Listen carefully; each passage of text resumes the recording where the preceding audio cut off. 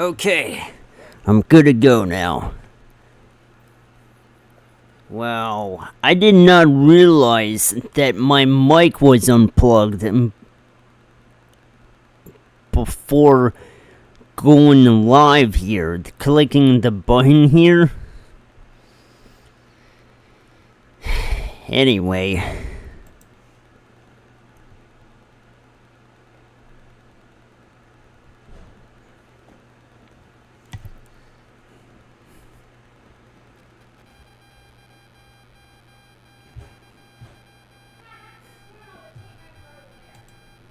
What is up? What is happening? It is Iron Heady in the old Games Corner, Modern Game Madness. Time to come back to Trials and Tribulations here. Now, I am aware I wasn't able to get a stream in yesterday. I was just completely drained by the time I came home from a usual day of grocery shopping.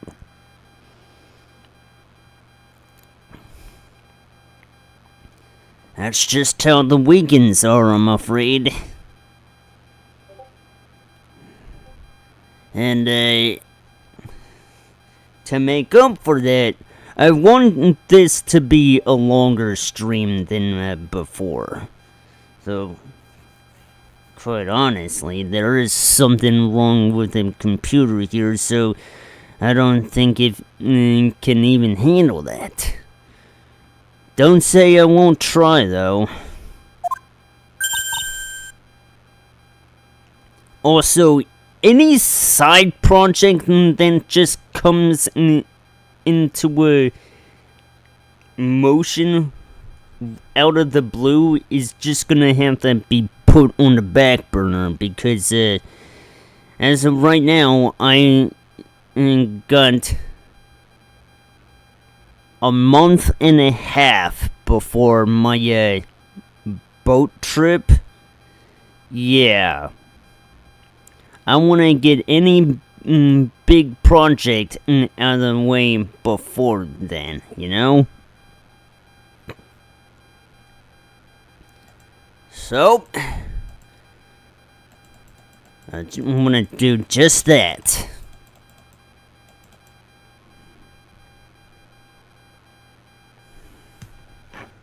What's Galaxy Deca Gavin, or Gavin?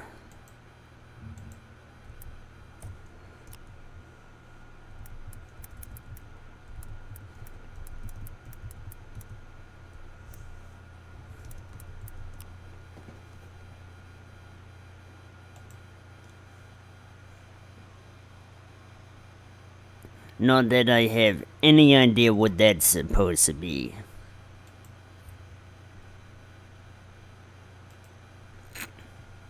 Anyway. Hey, Nick! What is it? Is something wrong? Nah, but did you see all the people here? It's crazy! Oh, so check out the mask and glossy I bought. You bought this? Where?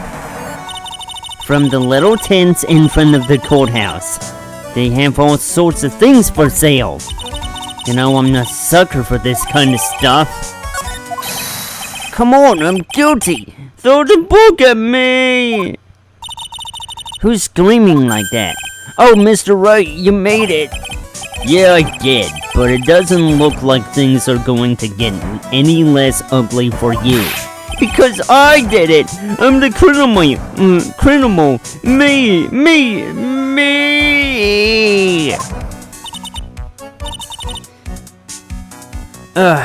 He's at it again. I sent a calling card to a lordly tailor. I admit it! But you don't have the secret urn, right? Well, that's true, but that doesn't mean then I didn't commit the crime. Normally, when I say, of course you didn't, I'm being sarcastic, but you, yikes. Anyway, I admit that I'm guilty, so make sure they give me a guilty verdict, please?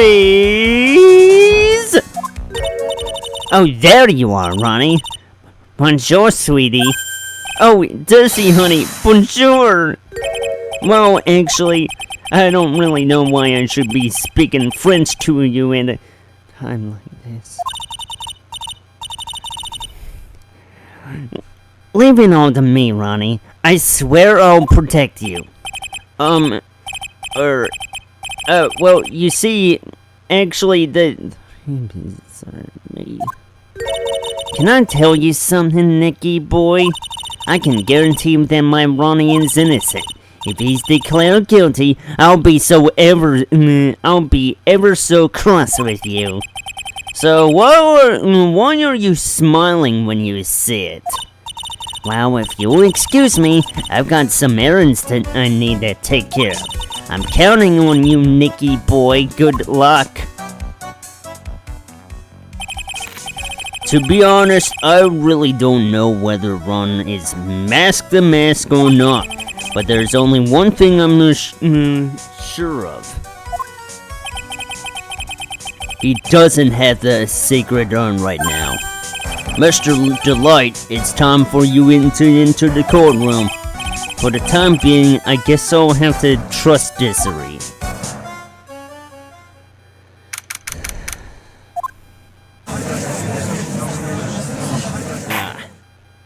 Meet the new guy. Court is now in session for the trial of Mr. Ron Delight. The defense is ready, Your Honor. What about the prosecution? Are you prepared to... What a stupid question. What did you say? Fine. Let me ask you then, Your Honor. Are you ready? Are you ready to pass judgment? What? No, I'm not. I will pass judgment after I hear arguments from both sides. Well, if you're not ready yourself, you shouldn't expect others to be. That's a rule to live by. Who are you? I am Godon, legendary prosecutor. I've never lost a case. He's the one that detective got in me and was talking about. Yes, your reputation precedes you. What kind of cases have you dealt with so far? None. What did you say? I've never prosecuted a case before. Never? But you said you've never lost before. Exactly. I've never lost. I've never won before either. Quite arrogant for a beginner, aren't you? Even the mightiest of redwoods begin their lives as mere saplings. Yes, but a mask? In a court of law? Don't you know anything? No matter the man, we all wear masks. Either on our faces or over our hearts. This guy is the real deal, alright, Nick. Why does it seem like all prosecutors are the real deal? So we finally meet, Mr. Phoenix Trite. Nick, is he a friend of yours? No, I don't have any friends that call me Trite. Just who is this masked man? I've returned from the depths of hell to do battle with you. Well then, Prosecutor Gobo. It's not Gobo, it's Godo, Your Honor. In any case, please give your opening statement. Opening statement? Those things are not fit for even dogs to consume. I have only one thing to say before we start. To you, Mr. Trite. What is it? Are you familiar with the saying, a chain is only as strong as its weakest link? I wonder how much you can withstand before you win your case break in two.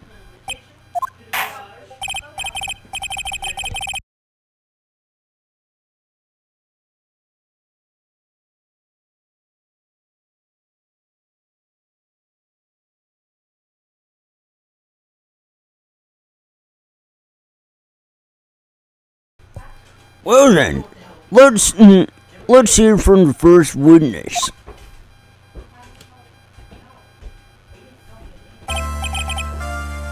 My name is... No one has asked for your name, witness. Hey, the important thing is what you know. That's all. Start talking. We're listening. Yes, sir. Alright, witness. First, let's hear about what you know about that the thief that stole the urn. Yes, sir.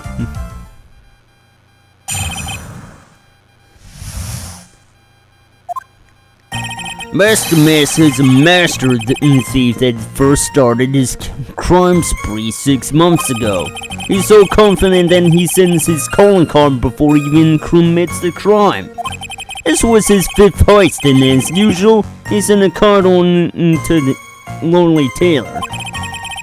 His pattern is to always go after only the most important and precious art pieces.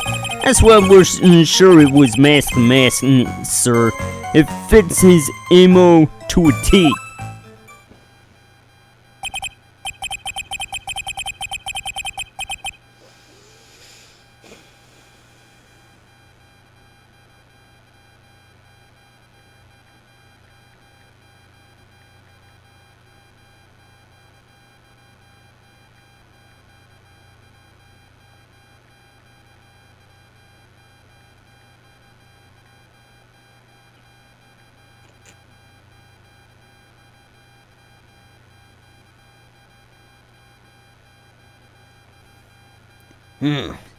So then, the actual identity of this mask is... Mr. Godot, what are you...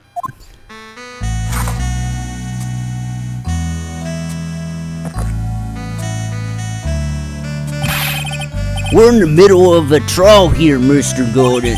Blacker than a moonless night, and hotter and more bitter than hell itself.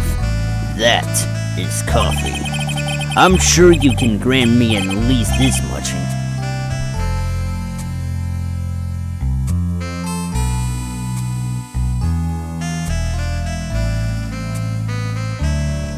I'm sure you can grant me at least this much, Your Honor. Oh, please proceed.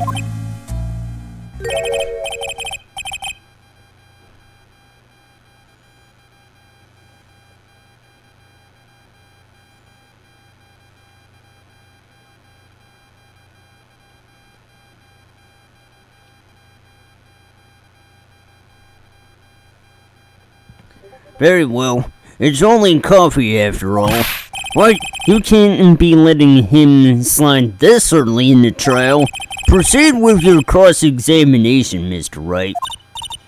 Well, Nick, what are you going to do?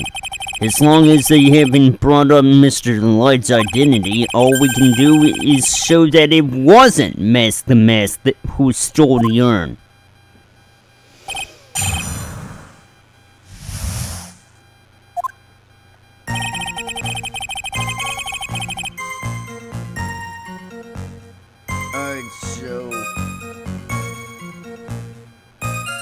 We'll go right to the 4th one. I believe that's what I should be going after right now.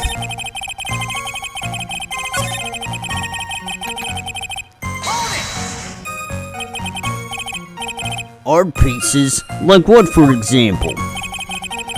Well, his first target was the famous Tear of Enmity. What's that? Some kind of especially salty teardrop? No, sir. It's a blue diamond, a single rare diamond. Next was the crown of Bungoria. You know, the thing that you put on your head. After that was the left hand of Hades and the portrait of Magina. Sir, the detective had me to retrieve the portrait of Magina and return it to the museum. The target of his 5th and last robbery was the sacred urn, right? But isn't it difficult for him to dispose of such famous art pieces? Well, we assume he must have some underworld connections. Somehow Mr. Delight doesn't look the type. Yeah, he's a little too sunny to be hanging out in the underworld.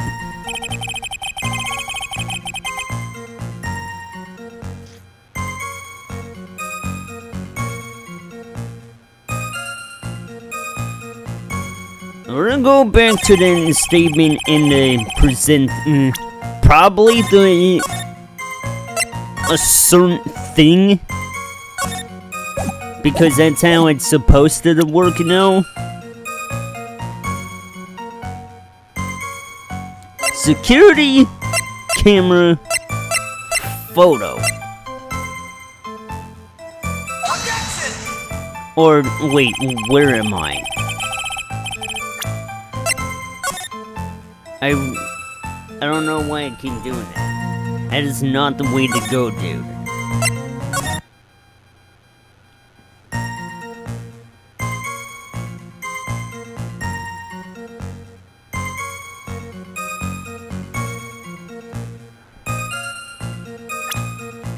Oh wait, this the urn. Can I ask you a little something, Detective Gumshoe? Just staring the little in that question is making me nervous. You said that he always goes after the most precious art pieces, right? That's right, pal. But there's one problem. That's not what he did in this case. The supposedly priceless urn doesn't exactly rise to the level of precious art. What do you mean? Nick, how can you say such a terrible thing? No, I meant from a financial point of view. I mean, it won't fetch a good price. Well, prosecutor in Goddard, what is the value of that urn? The appraisers I spoke to said they couldn't attach a price to it. And I mean that in the worst sense. So in other words, it was not the kind of item that Mask the Mask would normally go after.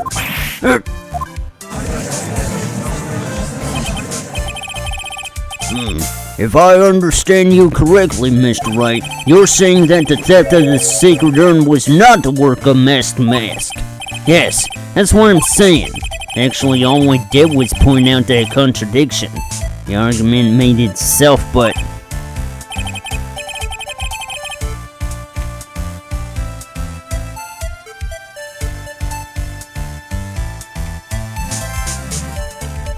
Well, first of all, we need to get this issue cleared up.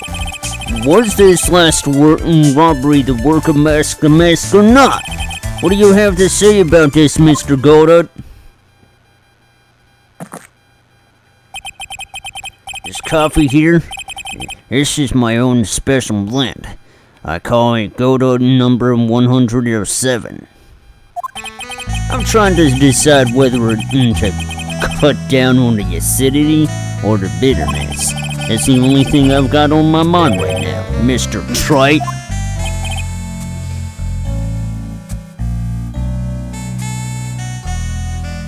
What? If you're really a man, you should clean up your own mess. Sorry, but I don't get what he means. If you're saying it wasn't Mask the Mask that stole the urn, then it must be someone imitating Mask the Mask's method. A fake. A fake Mask the Mask? Fake to mask? It sounds so ridiculous, but I like it. Now, before I decide on my coffee, I believe some proof is in order, Mr. Trite. Proof that this person who appeared in Lordly Taylor that night was actually a fake. Though I don't approve of Mr. Goldon's behavior, his point is valid. Mr. Wright, we're waiting. It looks like I'm going to have to prove it. I need proof in that the person at Lordly Taylor that night was in fact fake the mask. Well, It was the thing that I tried imprisoning before, but I goofed. I'm gonna make it the thing that I present here now. The proof is right here. This looks like a photo taken by a security camera. But if you look closely, you'll notice something peculiar about it.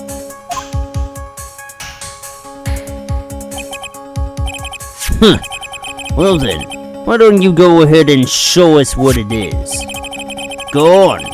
Use this pointer and see us what is so particular.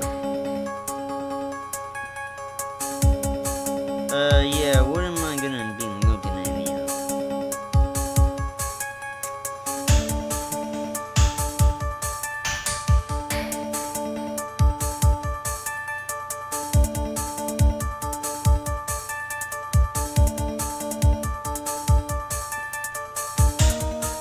Yeah, on the neck.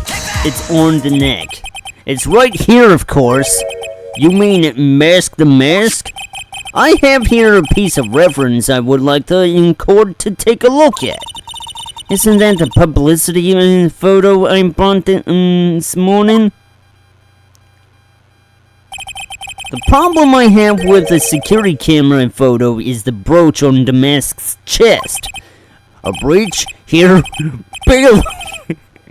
A breach here, bailiff. Get my steed. We need to retreat at once. A brooch, Honor.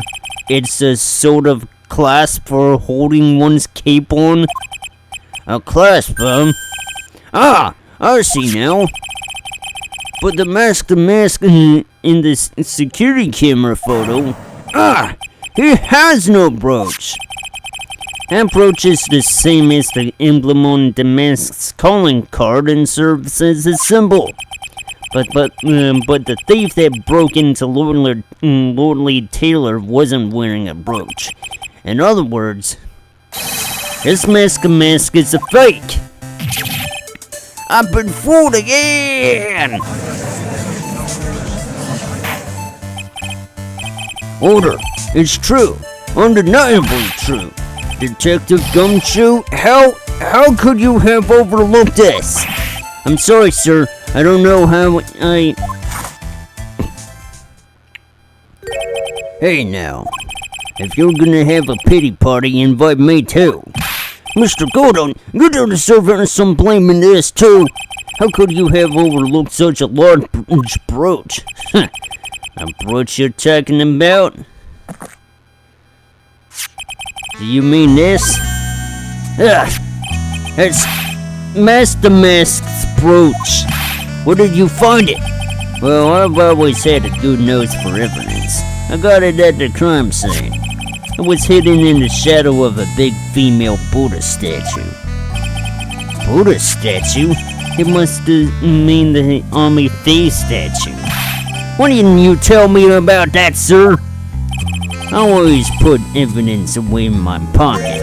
After all, it's the safest place for crucial evidence. This guy is one cool customer. It's a little early to be shaken up, isn't it, little lady? That friend of yours left pretty little hickeys on there, too. Hickeys? Figuratively speaking, of course. I'm referring to Rhonda Light's fingerprints. What? What? The defendant's fingerprints are on the brooch? Order! Order in the court! Mr. Gordon, let's see that brooch. I've grown attached to my metallic girlfriend here. Take care of her. Take good care of her. It appears to have been torn off some clothing. There's a little bit of cloth left on the back. Obviously, there must have been a big struggle that night at the crime scene. Uh-oh, Phoenix, we have a problem. You mess with Gordon? you get burned. He's been playing me like a violin. Well, Judge, I'm about ready to call my next witness. Huh? You're done with me? But I haven't improved anything yet. You've proven your own incompetence. That's good enough. That doesn't sound good at all. Bailiff, bring the next witness into the courtroom. Finally, time for the ace detective to make his appearance, huh?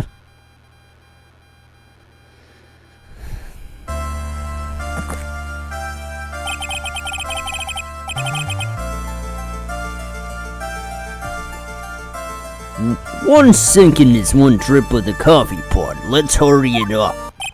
Silence! Now I see.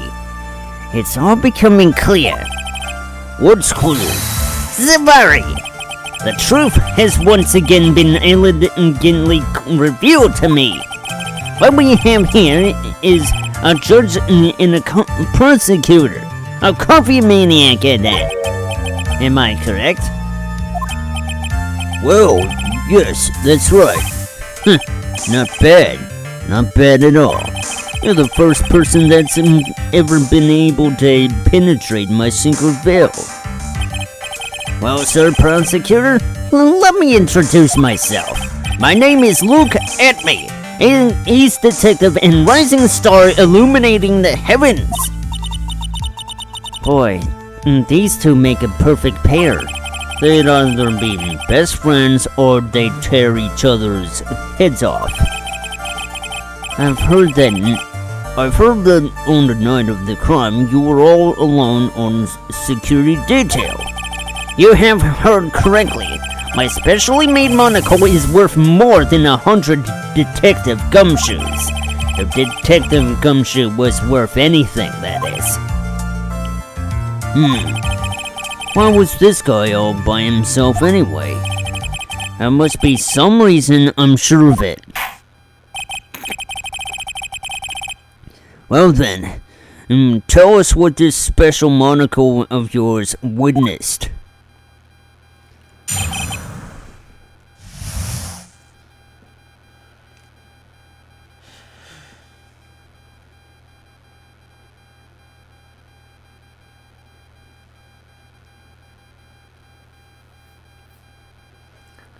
Right. Fourth statement.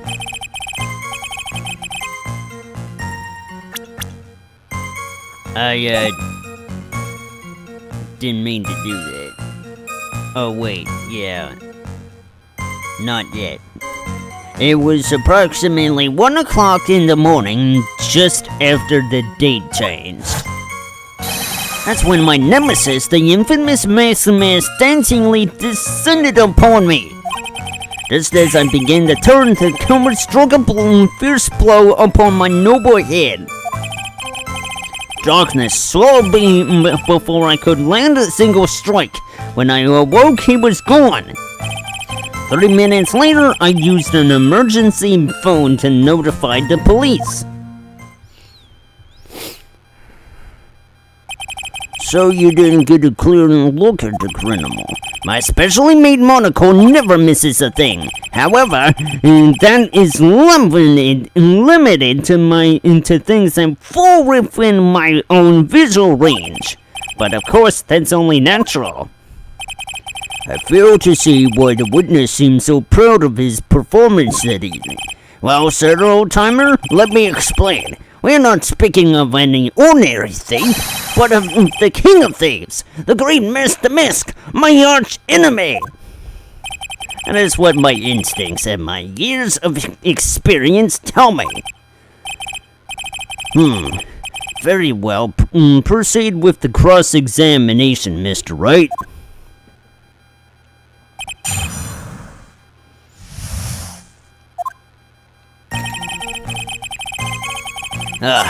Here we go. Statement number 4.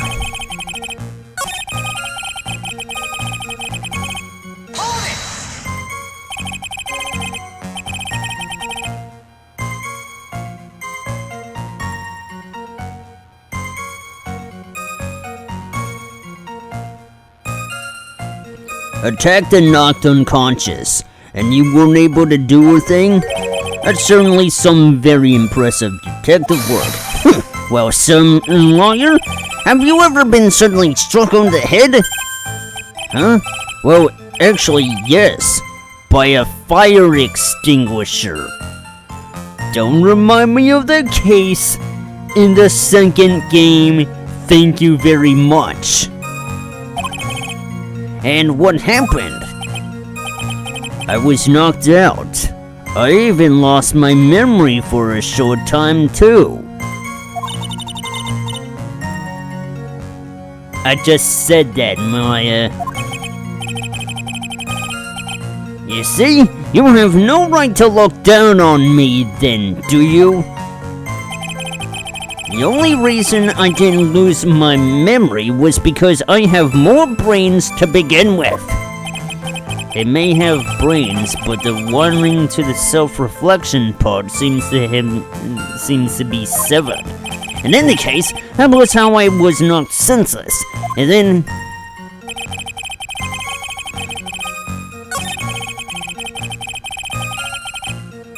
Okay, buddy.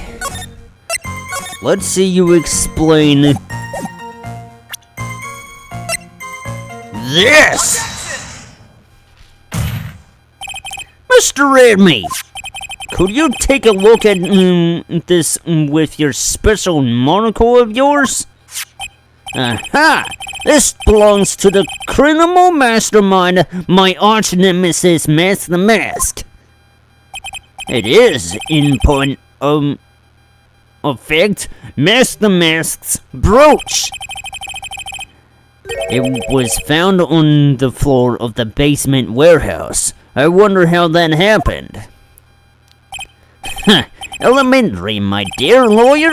Obviously, it wasn't glued on well enough. Not quite. It clearly shows signs of having been ripped off a piece of clothing. Ripped off? Aha! We can only deduce that the thief struggled with someone that night. That's the only thing I can think of. And there's only one person that was in a position to have a struggle with a thief. The only person that was on security duty that night. You, Detective Adme.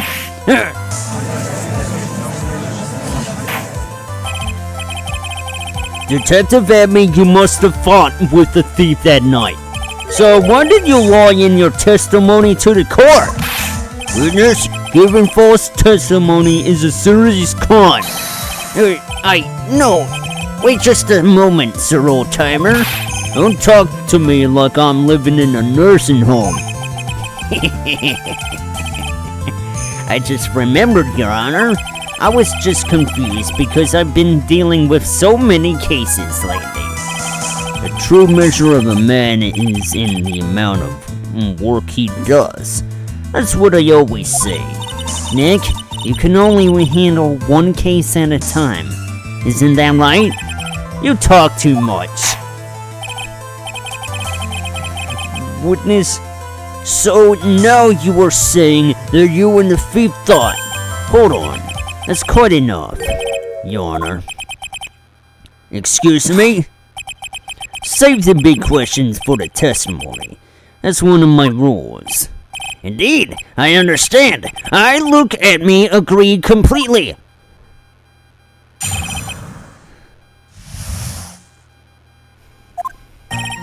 Indeed, it's true that I looked away from the door for a brief moment. However, look at me cannot be so easily discombobulated. Unfortunately, the thief grabbed the weapon from the side and rendered me senseless. A true gentleman fights only with his own fists, but they were not enough. His first blow struck true. Bam! And that's all she wrote.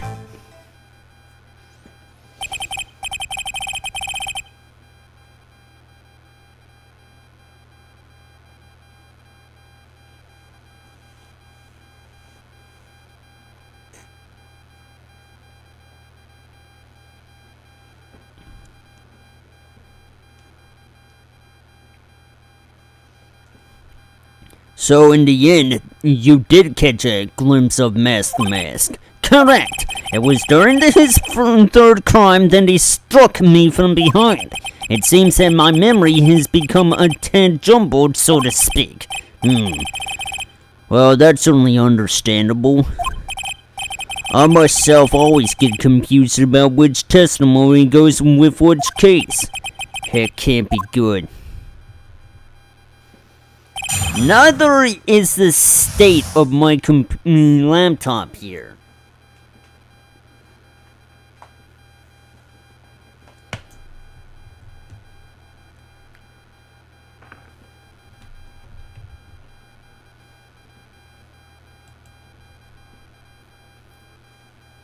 No joke. I'm plugged in the charger, and suddenly it went dead immediately after. A bad sign, and it shows that I'm gonna have to replace a battery in this thing soon.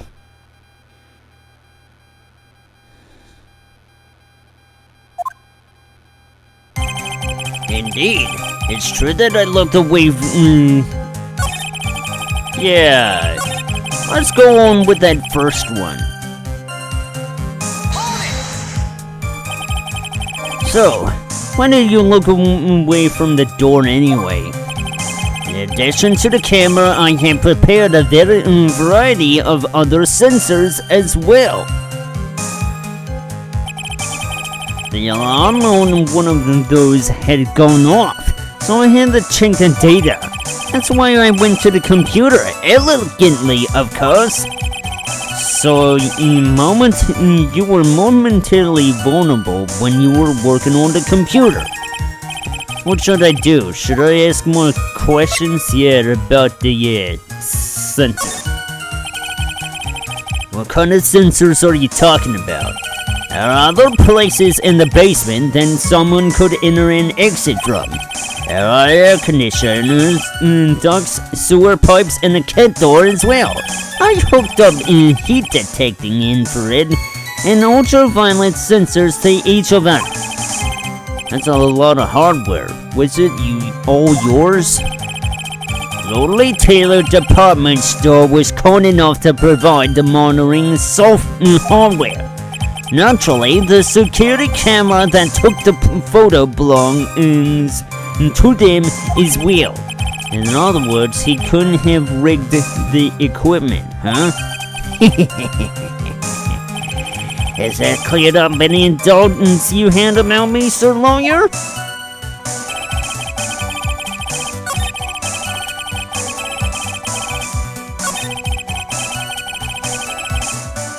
And this one.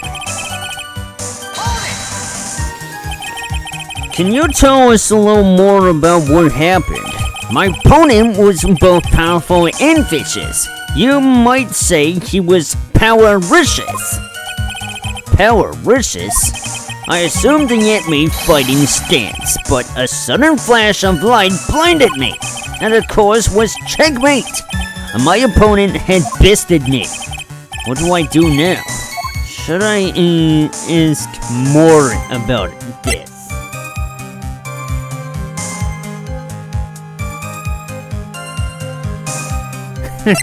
At me fighting style.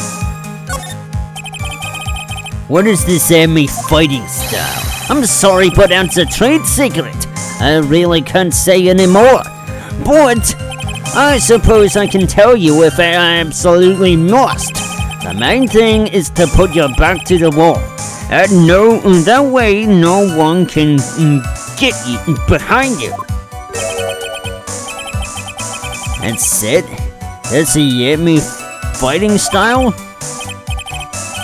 Go at me punch!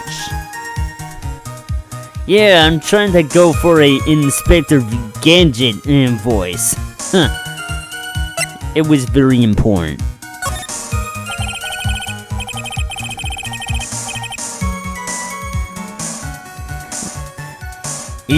Of course it's important. We've learned a detective's secret technique after all. Yes, indeed. I'll remember to use it if I ever take a walk alone late at night. Why the heck is he eyeballing me like that? It's creeping me out. Now then, witness, we'll go ahead and add that secret information to your official testimony.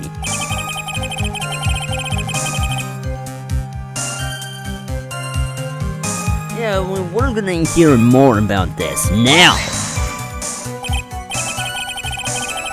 Where's this third eye you're talking about? Oh, it's right between my right and left eyebrows. It's quite invisible to the unenlightened. You may call it in the forehead if you like.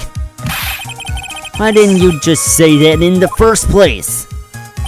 Sir Lawyer, it looks like the creases in your own forehead are getting deeper.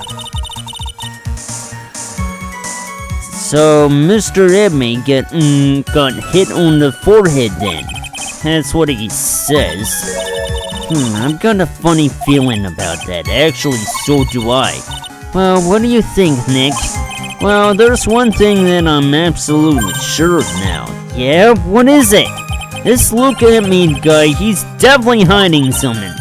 But why? I think I'm starting to figure out what really happened that night. And about the true nature of this detective.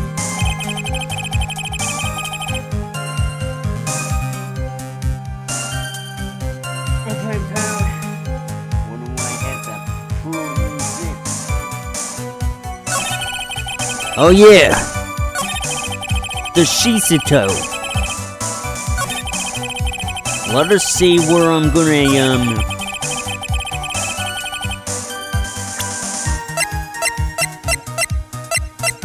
and BAM! Detective Edme, your testimony is crumbling like a house of cards. What fun is this? What fun this is, Sir Lawyer. It is truly a pleasure to cross swords with you. And now, once again, you have thrown down the gauntlet at my armored feet. I believe this is what you said yesterday. No, the coward must have wormed his way in through somewhere besides the door. And my arch-nemesis struck me on the head from behind with this gruesome item here. From behind, huh? But just now, you testified that he struck you on the forehead. I hardly think you could forget where you were hit on the head. It seems I made another mistake. Detective Edme, that's not the only strange part of your testimony. What do you mean by that? For example, the very fact that you hid the calling card from the police itself is strange. It's almost as if you were afraid they were going to help with security. Geniuses such as myself have always been misunderstood. So, how is sad? That's wrong! To err is human, to forgive divine. Humans are machines. They have souls, feelings.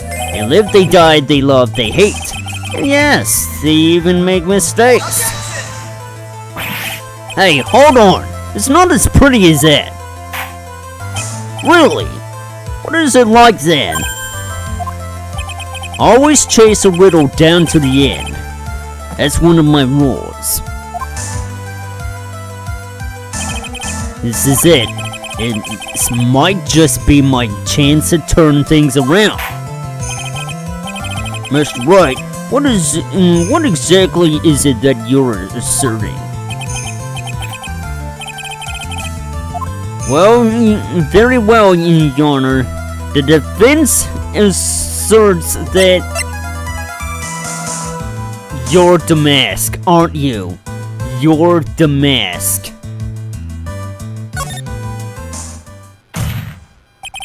The answer is simple. It's all clear to me now. Detective Luke Edme's true identity is actually Mask the Mask. Yeah!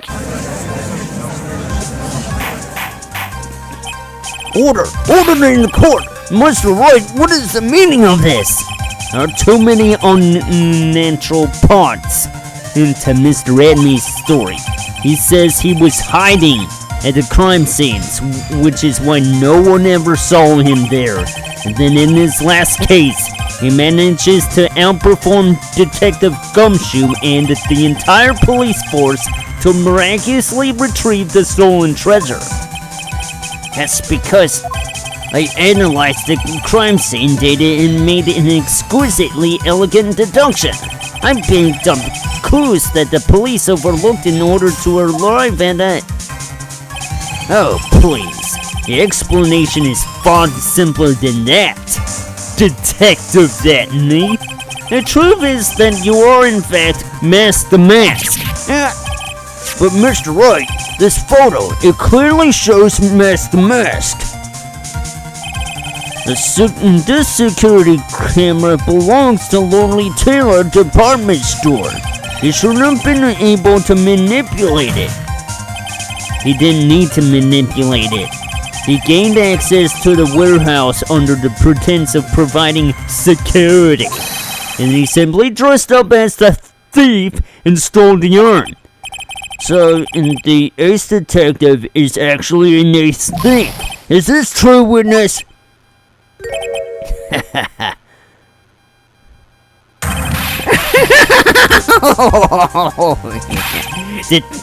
The mask MO is pure genius, and so am I. Look at me, ace detective.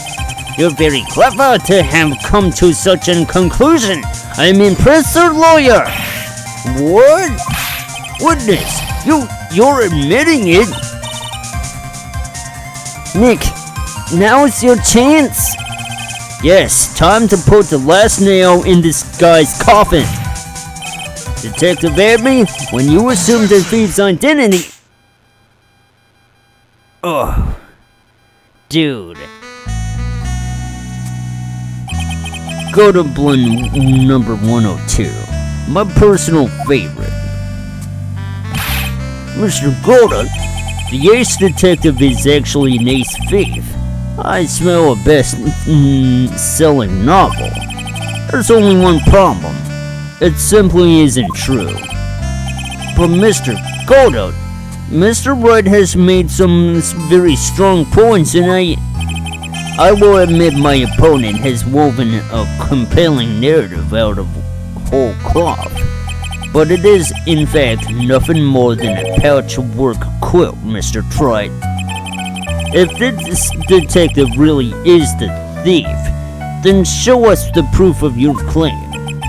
But it had better be as hot as and as perfect as the coffee dripping down your face. Well, Mr. Wright, don't just stand there. This court would like to see this decisive proof you have. Quickly. Huh? Oh yes, of course. What's the big rush? Are you alright, Nick? Edney looks pretty rattled right now. I'd like to finish this right now if I can. But can I really do it? Let's see.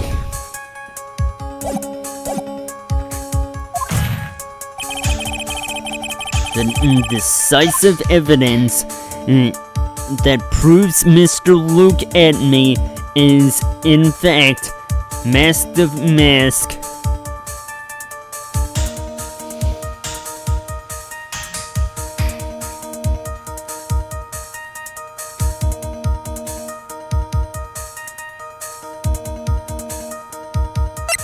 It's not here yet. Proof? Of course I've got nothing. Just what I thought. A man has to hold his head up no matter how bad things get, after all. I see. I thought perhaps you had some evidence to back up your assertion. This is no good. I gotta stay on the attack. I'll never get another chance to prove that this guy is the thief. Don't give up, Nick. Think harder and try again. It's no good. I'm just not ready yet. But Are you going to just give up and let us lose this? So you've come to your senses, have you, Sir Lawyer? I can't think of a counterattack at all. It seems the cloud of suspicion surrounding this witness has lifted. Mr. Goddard, if you have anything to add... What? Who are you? That doesn't really matter right now, does it? Mr. Light, what are you doing here? Nicky boy, the thing you've been looking for. I think I found it. You mean that bag? No, not the bag. What's in the bag? Well, that's the sacred urn, Nick. It's the urn. Order! You, madam! That urn, where did you find it? You'll never believe it. It was in the office of Mr. Fancy Pants Ace Detective. Look at me. Oh, Desi, you're the best. I get the feeling that this whole thing was brought to attention the very moment I touched the bag in the office. Well, how do you explain that one, Mr. Admy? Even you're going to have a hard time weaseling out of this one. Pathetic. Mr. Goddard, do you have something you wish to say? Yes, Your Honor. It simply amazes me how quickly times change. In the old days, a man was to be taken at his word. It's truly sad. You're still denying that Mr. Admy was involved. Before casting aspirations at Detective Admy, consider the young lady here. Your name is Desiree Delight. Is that correct? Yes, what about it? How charming. The lamb said a woman is willing to go to save her husband is truly inspiring. But what are you insinuating? As the wife of the criminal, you could have discovered that stolen urn anywhere, including in the office of the good detective here.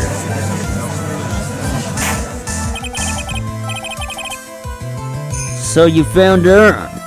What does that prove?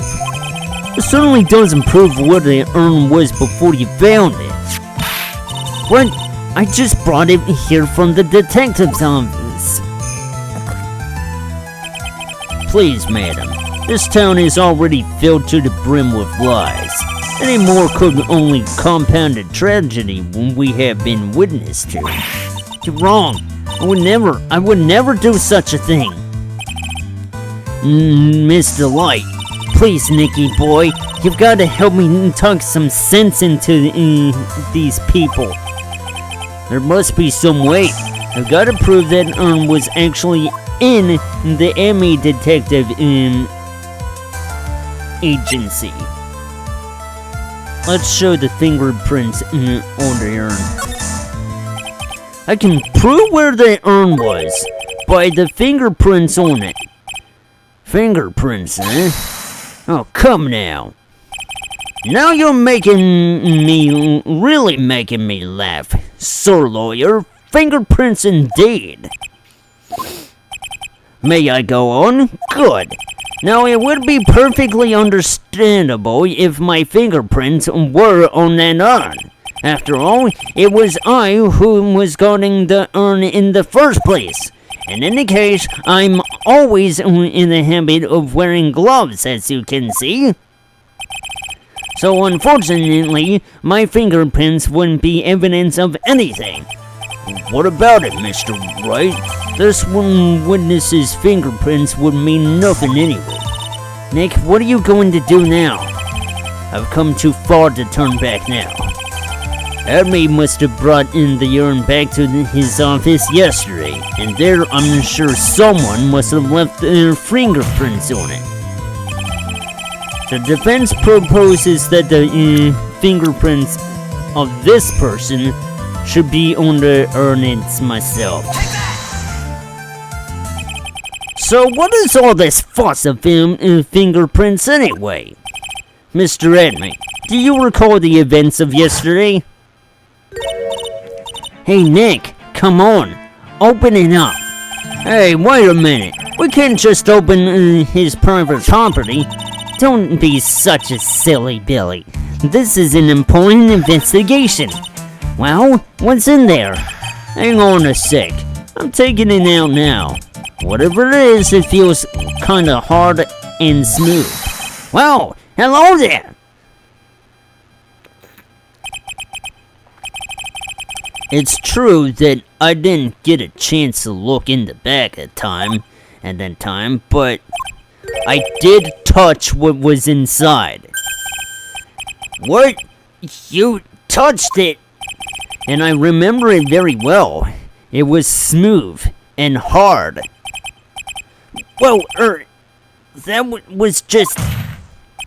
Your Honor, I'd like the court to examine the fingerprints on that urn. If my fingerprints are on there, then it proves that the urn was in Detective Edmey's office. Well, even if your fingerprints are on the urn, it still doesn't prove when they were put there. Does it? Of course it does. What did you say? It's not what I say, but what Adrian Andrews, the person in charge of the exhibition, said. The palm listed until it was just about glowing, and then maybe I could make it look more valuable. If she polished it that much, she must have removed any and all fingerprints on it. And the only chance I had to get my fingerprints on it after that was yesterday at the Edmey Detective Agency. It's splendid. Go to blending number 107. I've decided it's a little too bitter after all.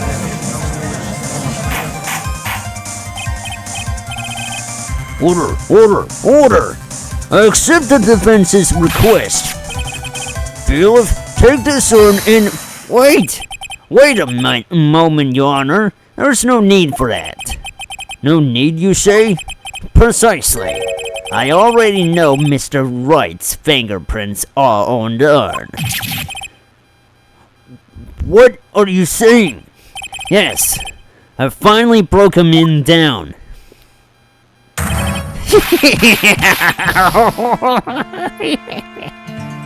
Take a good look, everyone. Unable to find a worthy of my rival, worthy of my genius, I was forced to create one by myself. Here I am, the tragic clown. This guy is nuttier than a fruitcake. You see, it was me all along. I am the one and only Mask the Mask. I hope you all enjoyed my little performance.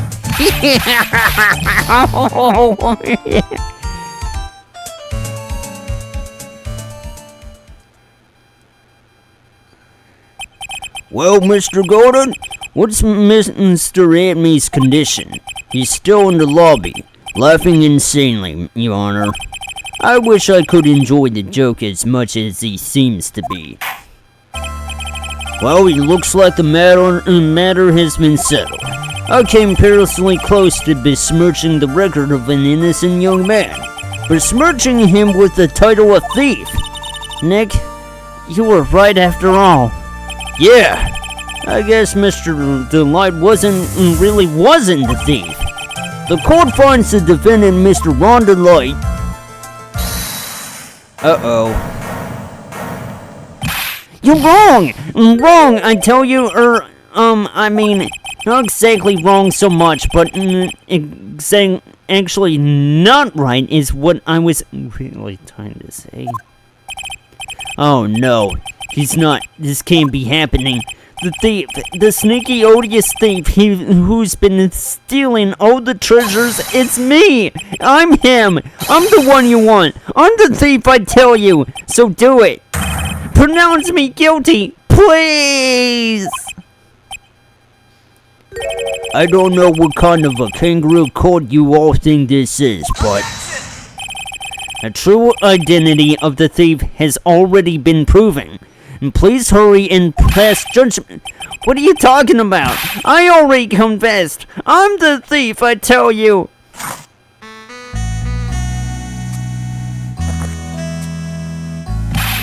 Mr. Godot, don't just stand there drinking coffee. Hey there, Mr. Thief. Yes, sir? If you're really a man, then clean up your own mess. I'm sorry. I'm afraid I just don't have any idea what you mean. If you were mask the mask, then prove it. That's what it means. Yes, sir. I'll be happy to. He says he'll be happy to, Nick. It's kinda cute. He's 100 committed to his fantasy. Good boy. Just remember one thing. A boy only gets one chance in his life to become a man. I will make a man out of you! Let's get down to business!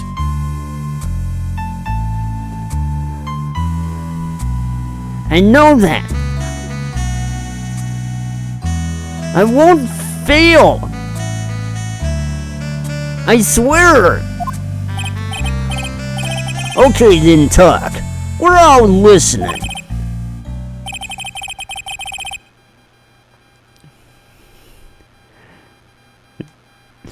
Oh well, let's all have a listen to this confession. Yeah. And I only just recently watched the Mulan movie anyway, right? The truth is, I've been Mask the Mask all along. I mean, you can't prove that I'm not actually Mask the Mask, can you? I don't have an alibi for the night the urn was stolen after all. I donned my costume that night and dancingly descended upon the scene of the crime. Look, you can see right there in the photo. That's me. As for my brooch, I snagged it on the door handle and it got torn off, that's all. I don't like the direction this trial has taken. But this is how every trial goes, at least with me anyway. You're doing great. Stop it, Mr. Godo. You're embarrassing me. Like I said, you're only going to get one chance to testify, alright? But if you make it through this with flying colors, I'll keep my promise too.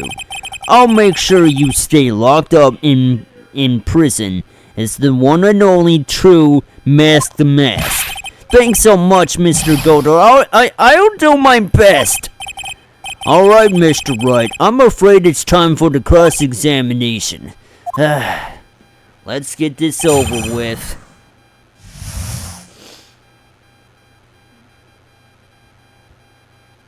Let's go for the third one.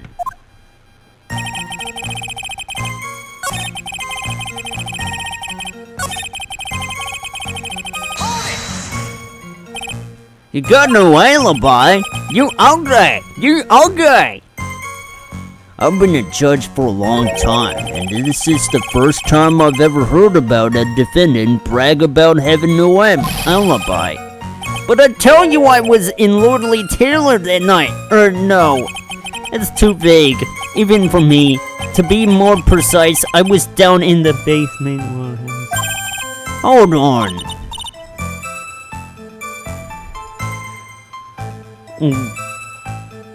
What is it, Nick? Where was Rhonda Light when the crime happened anyway? If we couldn't prove he had an alibi after all, this case will be piece of cake. Well, you're right, but... you think you can prove that? Well, go up and smell the coffee. Well, I think maybe I can. Well, Mr. Wright, do you have any evidence that shows the defendant has an alibi?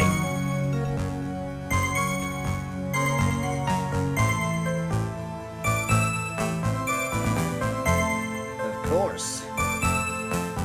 I got evidence. I have the evidence. Or do you think I'm still some sort of third-rate rookie? Oh, I've never seen you this angry before. I'm not surprised. Anger is the last refuge of the pathetic. I thought I was more confident than angry. Well then, let's see this evidence already. Show to this court evidence that proves where your client was on the night of the crime. It's a wallet. Mr. Delight, this wallet belongs to you, correct? Yes. Yes, it does. I had lost it somewhere. Mr. Wright, when you find a wallet, you should report it to the police right away. No, you don't understand. This is an important piece of evidence. Evidence? Mr. Delight, when did you first notice that you lost your wallet? I mean, yeah, everybody's got to know where their wallet is, you know. I had that happen to me one too many times already. It's true. And I'm not gonna deny it. No one is gonna deny it. Real talk here. Let's see. I think it was on the night of the crime. But I still had it when Desi and I went out for dinner. This wallet was found at approximately 1 a.m. at KB Security Headquarters. What? Surely you're not serious? Yes, I am serious. This proves that Mr. Delight was in fact at KB Security that night. No! So if the defendant was at KB Security at 1 o'clock in the morning, then it proves that he has a watertight alibi. No! Furthermore, considering the distance between Lonely Taylor and KB Security, it would have taken 30 minutes to get there by car. According to Larry, anyway. Well, Mr. Gordon, do you have anything to say? And stop drinking that coffee. Come on, Mr. Thief. Don't let this guy bait you. Tell him why he's wrong. You're the only one who calls me thief, Mr. Gordo. Alright, I'll try. I'll do it. I will. He's really got Mr. Delight all worked up. Yeah, he's like a kid at his first day of school. Look, it's just ridiculous. Why would I have dropped my wallet at KB Security?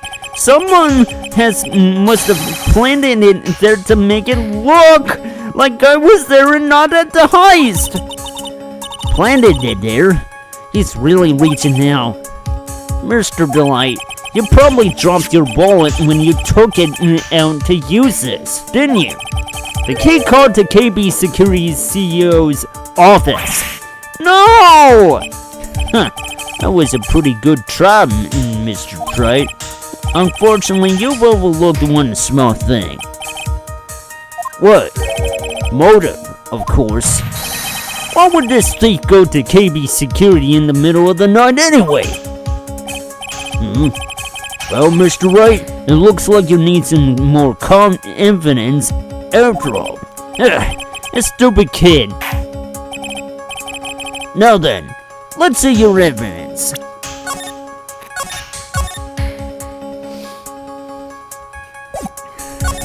Okay, let me get it right in the gutter.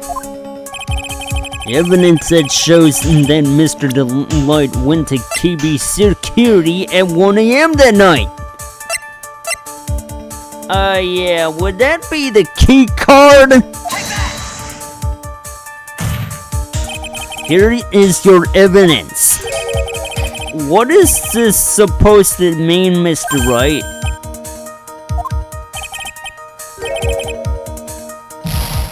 God damn it.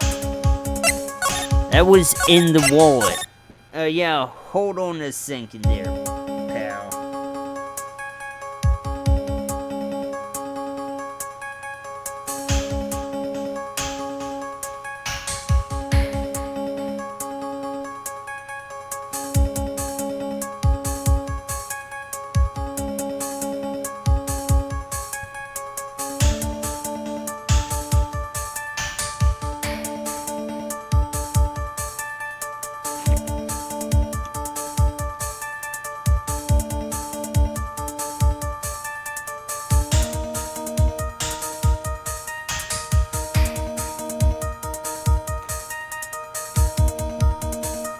Wait a minute. The blackmail letter.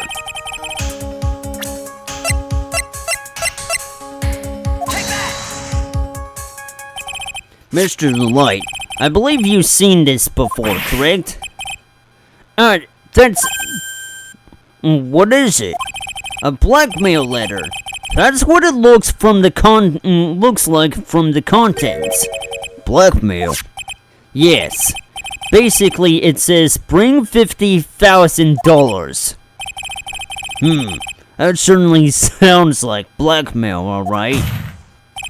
At the time of the theft, Mr. Delight was dealing with the blackmailer himself. In KB Security's CEO office, a full half an hour away from the scene of the crime. No!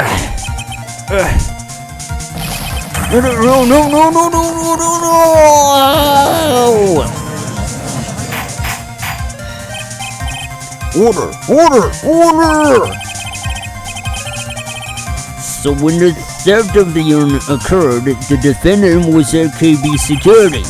It looks like a perfect case for the defense. You may see it as a perfect case, Judge, but to me...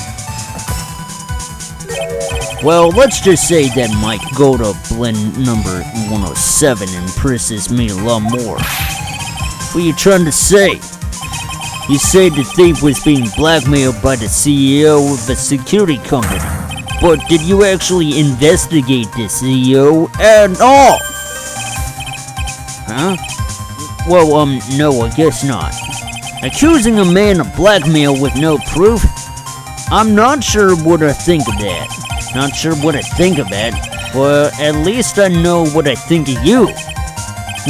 Good point. I'm not sure what I think of him myself. You claim that the defendant entered the CEO's office. But you will need at least one witness to corroborate your claim, Mr. Wright.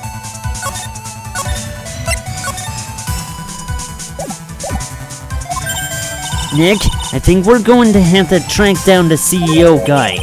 No, we don't have to track down the CEO at all. What do you mean by that, Mr. Trite? There is someone else who can testify. This is the person who can testify that the keycard was used at 1 a.m. That night. Who is this useless-looking young man? You don't remember him, Your Honor? Not exactly. But just looking at his picture makes the bile start to rise in my throat. It looks like he doesn't remember the case from 2 years ago, or the one at Christmas Eve. He probably blocked out that memory on purpose. Anyway, this man was working as a guard at KB Security that night. Oh.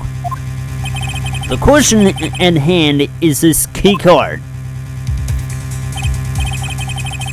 Yep, that's the keycard they use in the building I work.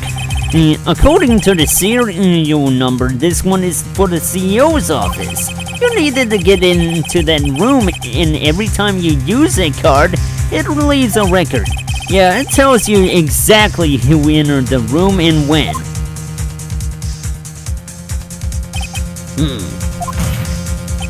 As you can see, there's no need to investigate the CEO of KB Security. We should be able to discover the truth simply by analyzing this keycard's data.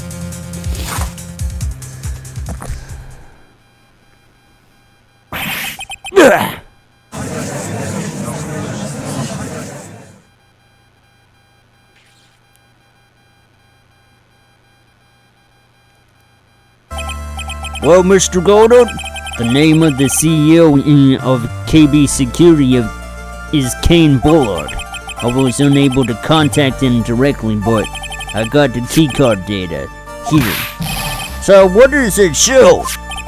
Each keycard has its own serial number and they leave detailed records of their use. According to this data, this card was used at 1 a.m. on the morning of the crime. But that means it can't be Mr. Delight dressed as the Mask in this photo. It looks like you're right.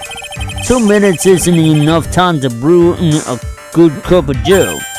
So then, Ronald Delight was clearly in the office of KB Security's CEO at the time of the crime. The prosecutor's office is ready to admit that fact. Therefore, it's impossible for the defendant to be mask. Good job, you did it, Nick! That's enough. I came perilously close to besmirching the record of an innocent young man, besmirching him with the title of thief. What's wrong, Your Honor? I'm ready to pass judgment. Before I do that, do you have any objections? No, Your Honor. Well, very well. The court finds the defendant, Mr. Ron Delight, not guilty.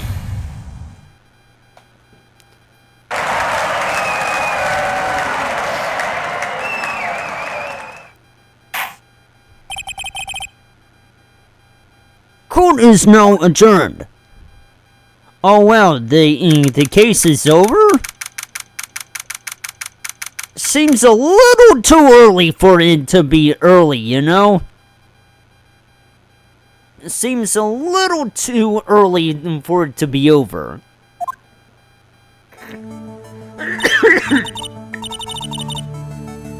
My voice is starting to break right now. So, I might need to wrap this up soon.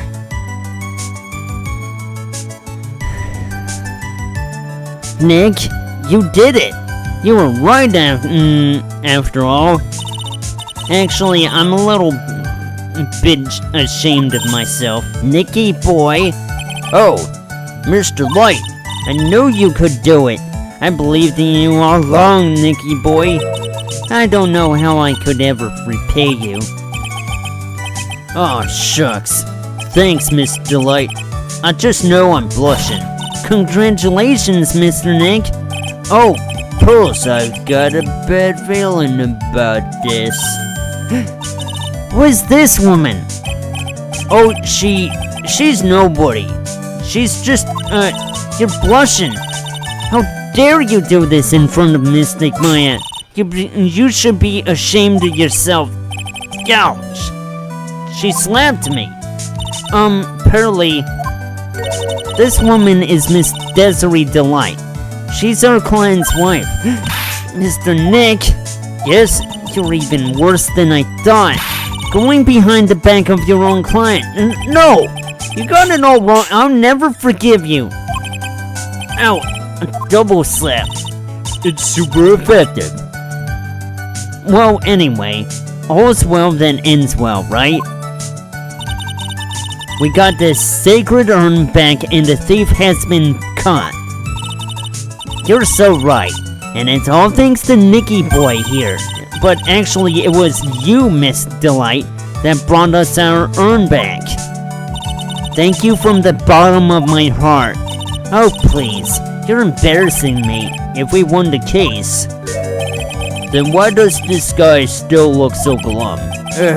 but I am the thief. Actually, what's the point now? What is it, honey? I did my best for you, Ronnie. I know that, and I appreciate it, Desi, but the thing is, come on, give the kid some time. He's just got a little touch of the blues. You know about feeling blue, right, amigo? Mr. Godel, what are you doing here? Oh, come on. I just came in here to say thanks to my newest buddy. You, Mr. Trut. Maybe you should learn my name before you call me buddy. Well, playtime is over. Huh? Only this morning, the body of Cain Bullard was discovered. A body has been discovered!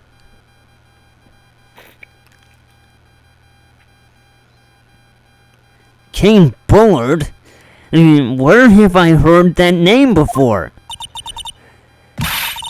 Isn't that the name of the CEO of KB Security? Wait, body? The estimated time of death was at 1 a.m. on October 12th. 1 a.m. on October 12th? You don't mean it. That's right, amigo. At the same time that the cheap little urn was being stolen, the CEO of KB Security was being murdered. So then, what are you doing here? Oh, come on, you figured it out already, haven't you, amigo? Or have you already forgotten about that piece of info I helped you out with today? Helped me out? What? On October 12th at 1 o'clock in the morning, Ron DeLite was in the CEO's office, the scene of the murder. After getting that blackmail later, he must have been imbrued with all the rage. What are you saying? Imbrued with rage? Come on, don't tell me you didn't know. Ron DeLite was once an employee of KB Security. He was a professional security guard. An employee of KB Security? It looks like the alibi that saved him from being convicted as a thief is going to be the news that gives him hanged. That gives him hanged. Kind of an anti-alibi. No way. He can't be the thief because he was at the murder scene when the murder occurred. No, that's a lie. It can't be true. But I am a thief, I tell you. Ron DeLite, you're going back to prison again. This time the charge is much more serious. This time, you'll be tried for murder. What? This is impossible. I'm looking forward to another exciting showdown, Mr. Trite. You and I aren't through with each other yet. Surely you won't back down from the challenge. You've never been a coward. Mr. Nick, is there something personal between you two? I've returned from the depths of hell to do battle with you. At least let me have some fun while I'm here. This guy, who the heck is he? He may be quiet, but he's the most dangerous enemy I've ever faced. Well then, time to say goodbye to Mr. DeLite.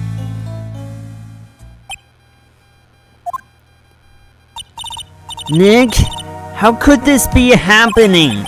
Right in front of our very own eyes, right in front of our very eyes, our client has been arrested for murder.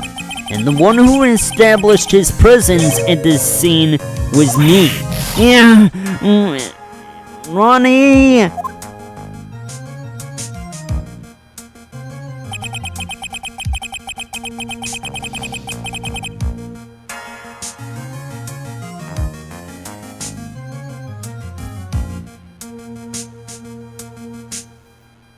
Arrested for murder on the very same day he's declared innocent of larceny.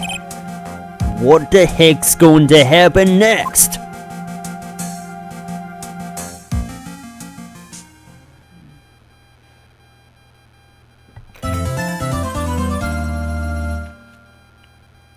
Okay, I'm gonna stretch it a bit further just because. That's how I work, you know? Just to make up for the last time. To make up for yesterday not having a stream in. So, I'm gonna keep going from here. Besides, I ain't got anybody to raid right now. I wanna make up for Friday. Which is weird because, I don't know. I think I need more raid targets.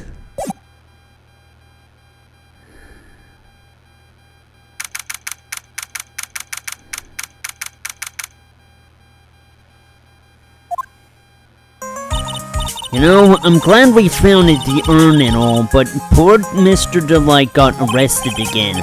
Well, supposedly Mr. Delight was in the CEO's office when the murder occurred. No way, Jose! I don't buy it! But the one who proved that Mr. Delight was there was Mr. Nick himself, at least from what I can understand. Looks like you did too good of a job this time, Nick. Well, how about we get started looking into the KB security murder? I think I'm going to head back into Korean Village for a little while, if that's alright. Sure, but why? I'm going in to bring the sacred urn back and have some people look at and take a look at it. It's a good idea. I think I'll go with... No, Mystic Maya, you should stay here. I want you two to spend some special quality time together, full of love and happiness. Pearls is so caught up in her fantasy she forgot there's a murder to solve. Now remember, no fighting, okay? She's gone. Okay, Nick, time to get going on this murder investigation. So what do we do now? Isn't it obvious? We should get out there and investigate the murder. Well, first we need to find out exactly where KB security is located. Hey, why don't we ask Miss Delight? She should know. Besides, I want to ask her stuff about motorcycles. Motorcycles? You're not thinking of getting one, are you? I'm not the same little Maya who used to be happy with her dinky little bike, Nicky boy. Speaking of asking around, I've got a few questions of my own for Mr. Delight. Okay, well, let's make sure to go to the detention center too. Why do I get the feeling that Desiree's way of speaking might have been rubbing off on Mai here?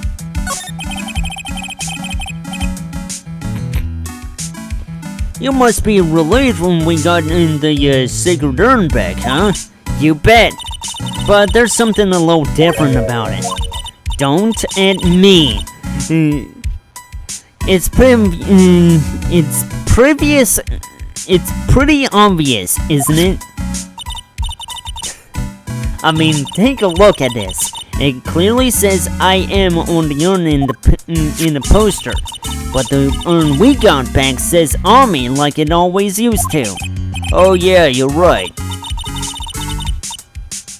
Plus, the vase has pink splotches on it now. I'm sure they weren't there before. Maya doesn't know, but 1 year ago when the urn was broken, the repairer actually accidentally turned Mystic Ami's name into I Am. And that repairer was one mechanically unskilled little Pearls. But still, I don't remember ever seeing pink splotches on it. Is it possible that urn is a fake? I'm sure Pearls will find out about that once she gets back to Korean Village. Yeah, I suppose. Now that I think about it, Maya hasn't been back to Korean Village in a long time. So I guess people still go to Korean Village to do their training, right? Yep, if you want to become a spirit medium, you need to undergo severe training.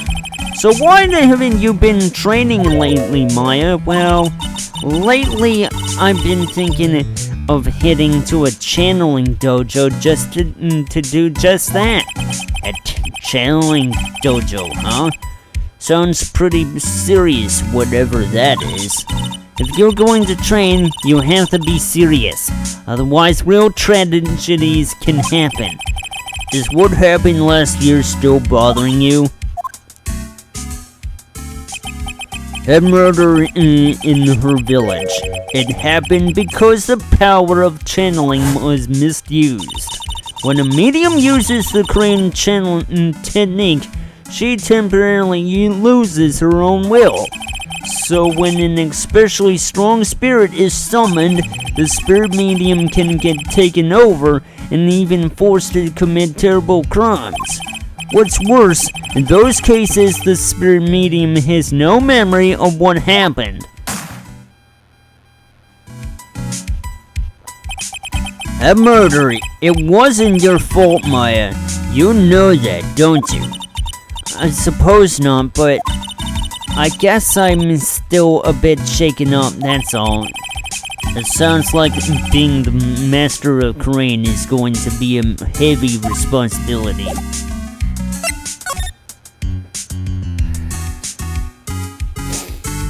Where to go first? Where to go first?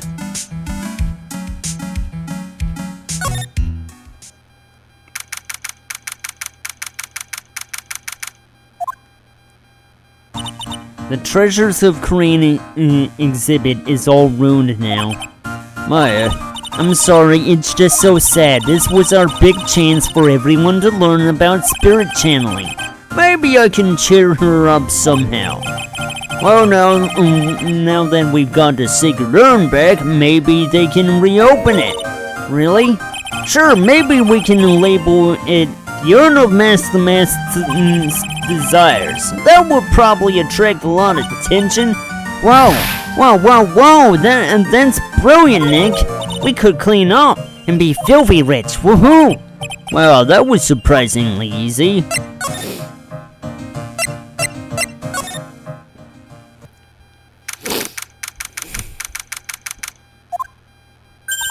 Oh, it's you, Mr. Wright.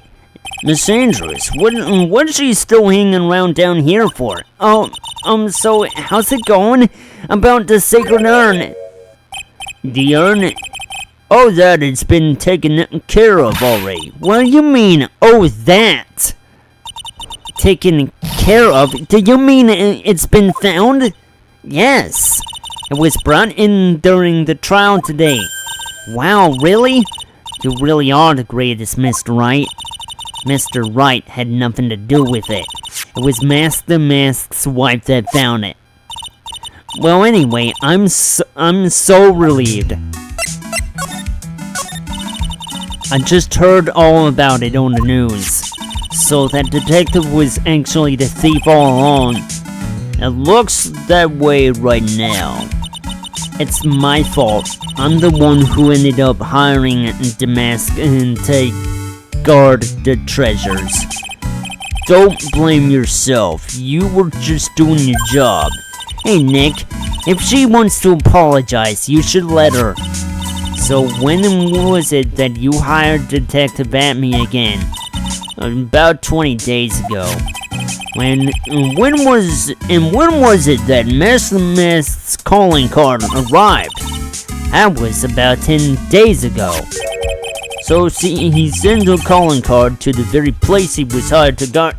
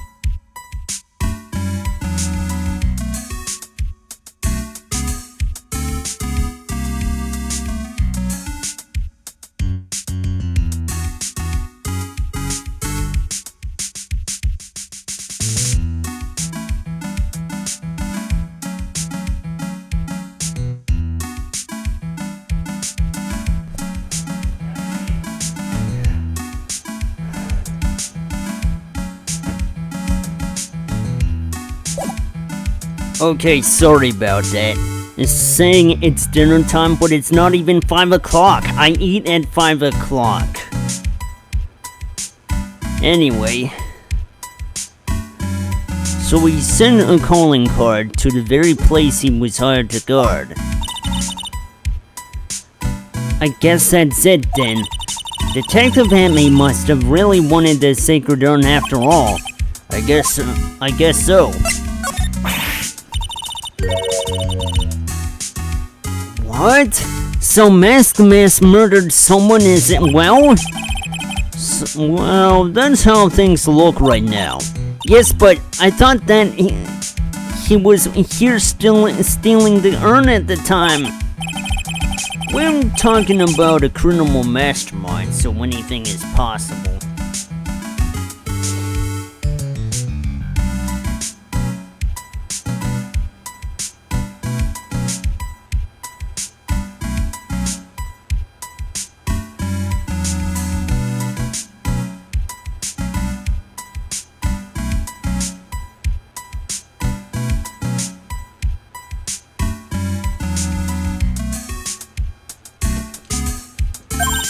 Nick, let's get down to business already.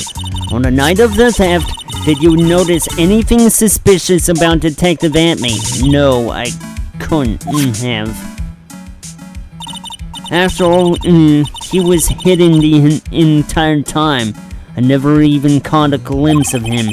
He claims that it's the way he always operates. Damn it!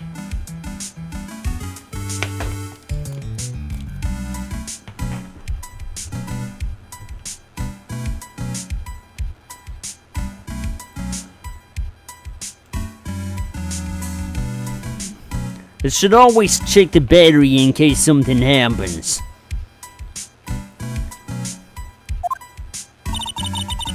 That's just what he says so he can have an alibi while he commits the thefts himself. Yeah, he was caught in the crime scene photo dressed up as Mask pretty well. I'm so glad that you got your sacred urn back. Yes, but there's still something that bothers me about it. What is it?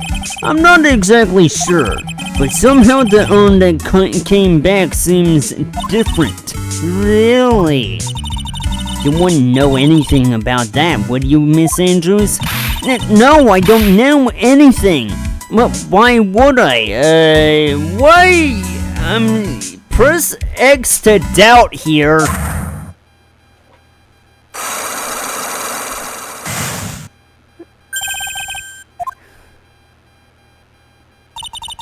What do you think this means, Nick? It means that the person that holds the secret to the mystery of the sacred urn is our very own Miss Andrews. Yeah. I don't think I can do anything about that right now. I need a little more input, or else I'm not gonna get anything out of it.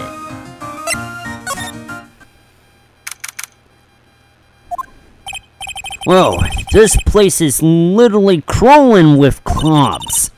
What did you expect? Now that they know he was actually Mask, this must be incredibly embarrassing for them, don't you think?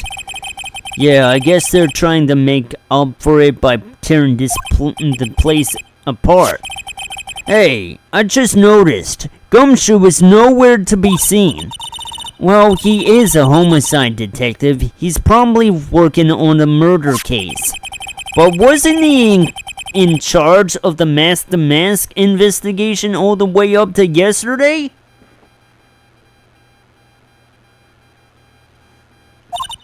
Well, a murder case is a lot more exciting, isn't it? He'd say something like, "There's nothing like a good murder case, pal." Points for the quality of the impression, but I'm not sure Gumshoe has bloodlust, Maya.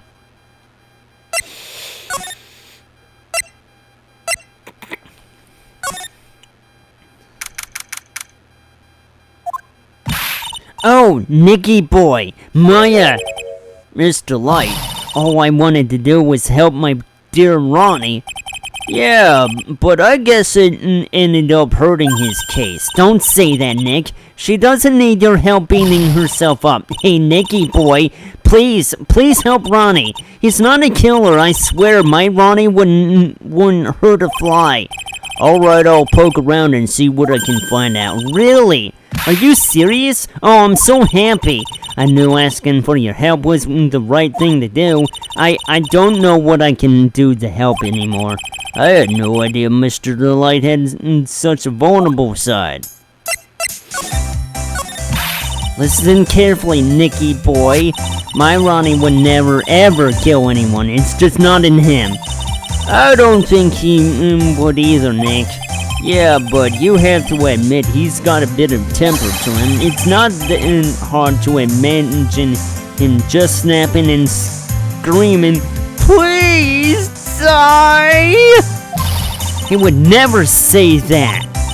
Anyway, Mr. Light, he might not be a killer, but he's still going around saying that he's a thief.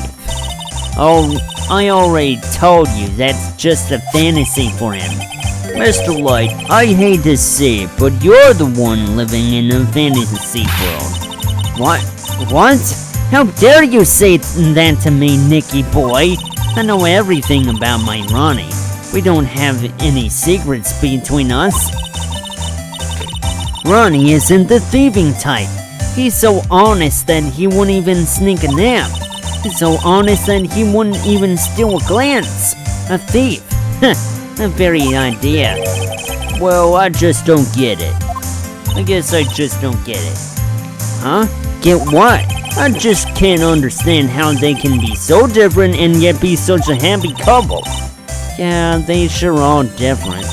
Come on now, Nicky boy. It's not that mysterious, is it? It was love at first sight for me anyway. What? For you? I hate these kinds of people more than anything. You mean ace detectives? No, I'm fine with ace detectives. Oh, so you mean, you must mean thieves. No, they're alright too. I just hate thieves that pretend to be ace detectives. There's nothing I hate more than cowardly men. By the way, didn't you go to Detective Atmy's? Why did you go to Detective Atmy's office anyway? Well, as the trial went on, I started to get more and more anxious. I went there to try to find out more about the real criminal. The real criminal? Yes, obviously, the real Master Mask is not my Ronnie, right? Yeah? And Detective Atmy knew more about Master Mask than anyone else. He mentioned him on the Great People Round Town segment on TV. So then you went there to ask him about some questions. That's right, I'll do whatever it takes to save my man. His secretary said the ace detective isn't in right now, but I forced my way past her and into his hideout. I wouldn't exactly call that office of his a hideout. My bag was sitting right there on top of the table. Oh yeah, we saw that bag there yesterday too. There's nothing lower than someone who would try to pin the crime on someone else. Mr. Light, do you know about KB Security? Don't be silly. Of course I do. That's where my Ronnie works. So she thinks he still works there, huh? And yet, according to what we heard today, come on, don't tell me you didn't know. Ron Delight was once an employee of KB Security. He was a professional security guard. Ron quit. He doesn't work there anymore. It looks like Mr. Light doesn't know. KB Security is only about 20 minutes away. By motorcycle, that is. Larry told me it takes 30 minutes by car. Well, I have to admit I tend to fly pretty fast on my bike.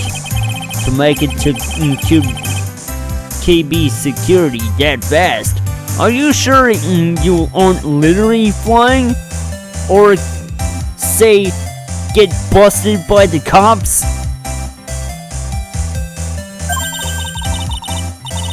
Why don't I give you a ride sometime? Or better yet, how about now? No, I'll pass, thanks. Why don't you just tell us where it is and we'll go ourselves? What a scaredy cat you are, Nick. Mr. Light told us the location of KB security. Okay, let's head over there right away, Nick. So was it really love at first sight when you first met Mr. Delight? Well, maybe not at first sight, but Ronnie saved my life. Saved your life. I was at work one day when 2 robbers suddenly rushed in. Well, I'm not the kind to just curl into a little ball in a corner, so I fought back. Robbers? Yes, they took me hostage. I was so frightened. They were both carrying those huge knives, and I broke down into tears. Yeah, I would too if I were in that situation. Oh, I think I get it. Did Mr. Delight come running to save you? Yes, exactly. I remember he looked so handsome in that guard uniform of his. He went right up to those 2 knife-wielding robbers and screamed right in their faces. Please stop it! He screamed. I could see the robbers' faces turn pale. Hold on, I gotta take care of something. I can't have that here.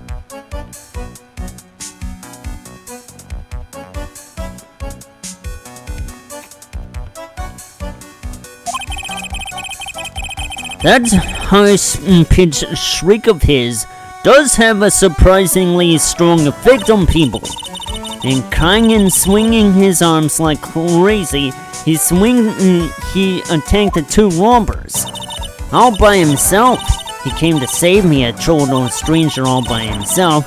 He was scared and then he was crying and shaking, but he still risked his life for me. Wow. That's a great story. Yes, he may not look it, but in a tough situation, there's no one better. That's why I fell in love with him like I did. That's so romantic. I fall in love too, I guess. Nick, I hope you'll do the same for me if I ever get taken hostage. With Meyer, that possibility always seems to loom in the not-so-distant future.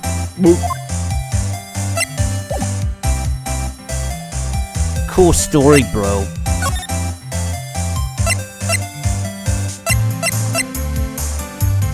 Real quick, is there any reason to be here? I already told you, but it's not. A sad, pitiful whine that timbers into silence. Sounds like they're interrogating Mr. Delight right now. Man, and we don't have enough time as it is. Yeah, well, I guess the police are going crazy just like we are. Yesterday, they thought he was just a thief, but now they got a murder case on their hands. I guess you're right.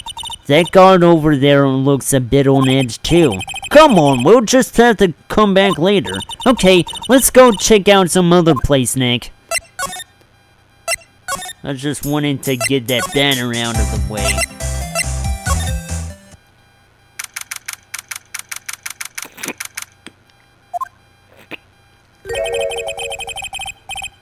So I guess this is where it all went down, huh? The walls in here look thick, just like you'd expect in a CEO's office. What has that got to do with anything? Hey, it's you guys. Oh look, it's Detective Gumshoe. Today was a real train wreck for you guys, huh? Sure was, pal. That prosecutor made real fools out of us. Yeah, I feel for you. Wow, that's not like you at all. I thought you'd be like... Oh, that was great. You guys got what you deserve, pal. Or something to that effect. Do I really sound like that to you, pal? If the gumshoe fits. Well, anyway, the point is, I can tell you when someone puts their heart into their jobs, and I can sympathize when things don't go your way. Sometimes I feel like wrong is the only way that things go for us detectives. Wow, I had no idea Detective Gumshoe was such a nice guy. Now, if this little love fest is over, maybe we can start investigating.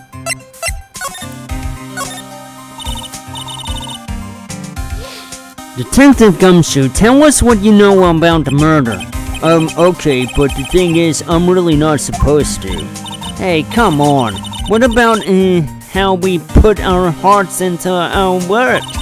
Things are really working against us right now, and we need help. Okay, I'll tell you. And just don't start crying on me, okay, pal? Okay, I won't cry on you, pal. The victim's name is Kane Bullard. He was the CEO of KB Security and a pretty big fellow in his own right. His corpse was discovered at 9 o'clock this morning. His estimated time of death was 1 o'clock in the morning on October 12th. Cause of death was blunt force trauma to the head, probably an object in this room. And it happened at exactly the same time that the Mask was stealing in the urn, huh?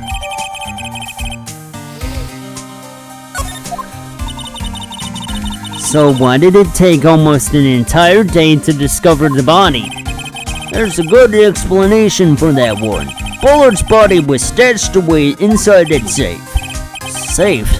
Well, it is pretty big.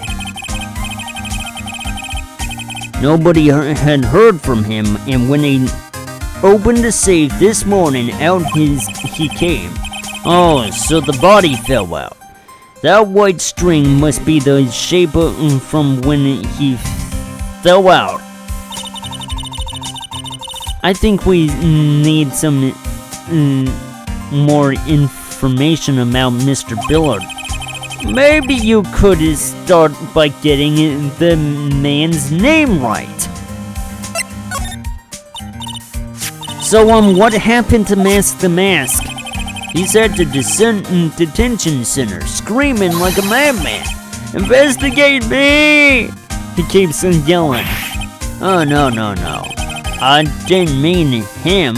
He's not the real thief. Anyway, right? Oh, you mean that Detective Amy? Oh, that was great. That guy got what he deserved. Now that's the detective I know and love. Think about it. Amy was always around when the calling card showed up. But he always mysteriously disappeared when the heists took place. I was hiding at the crime scene. Yeah, right. That's the lamest thing I've ever heard. That's how you just knew he was the thief. And would explain how he was able to retrieve the stolen item he keeps breaking them out. Yeah, you just did that to make himself look like a great detective, that's all. But there's this one thing I can't figure out about his first heist. His first heist? Yeah, the Terror of Eminent case. There was a witness on that one. A witness? Here, I saved the newspaper clipping. Since the thief is already under arrest, you guys can keep it.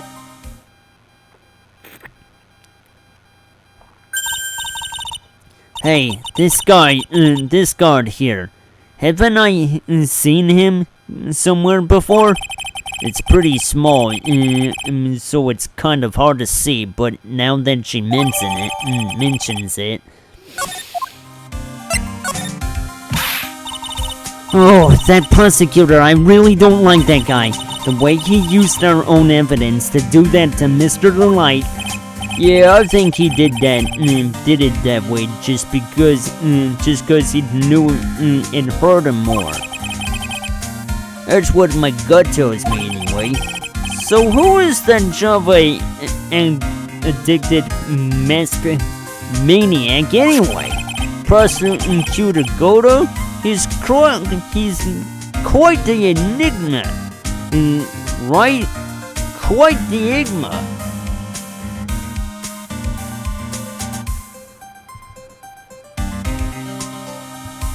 Thank you.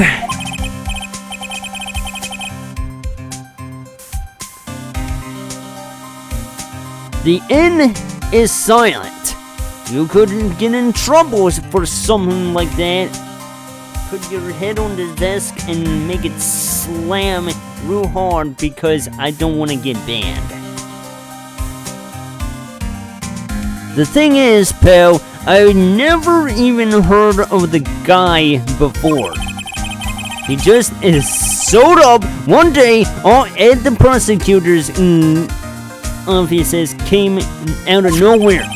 That's right, he said this was his first case as a prosecutor. It's true.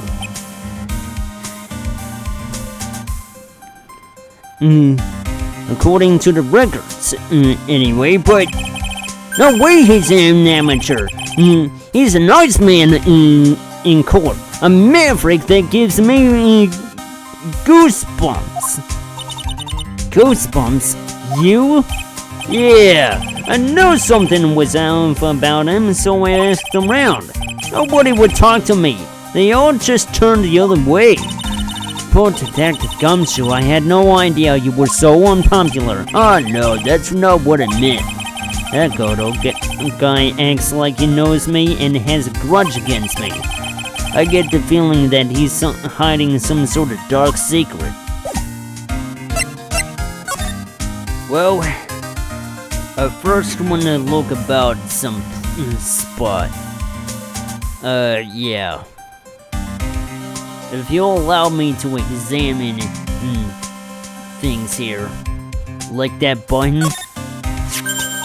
Oh, there's a button here. Let's see. Hey! Cut it out! Don't press it! That was pretty funny. I never knew Detective Gumshoe could jump like that. What is that button anyway? It's an emergency buzzer. It says right there on the panel. Oops, you're right. It's written right there. Nick, how many times have I told you to read the instructions first? This alarm's connected to the basement guard room. It's used to summon security up here. Really? Then it's possible on the night of the crime. Oh. Ooh, so when the CEO was attacked, do you think that maybe he pressed the buzzer? Yeah, I thought about that, so I asked around down there, but they said that the buzzer never went off that night. Also, we couldn't find any fingerprints on the buzzer. Mr. Buller, the victim, wasn't wearing any gloves, by the way, so, just so you know. I think we better go and talk to that guard about this emergency buzzer.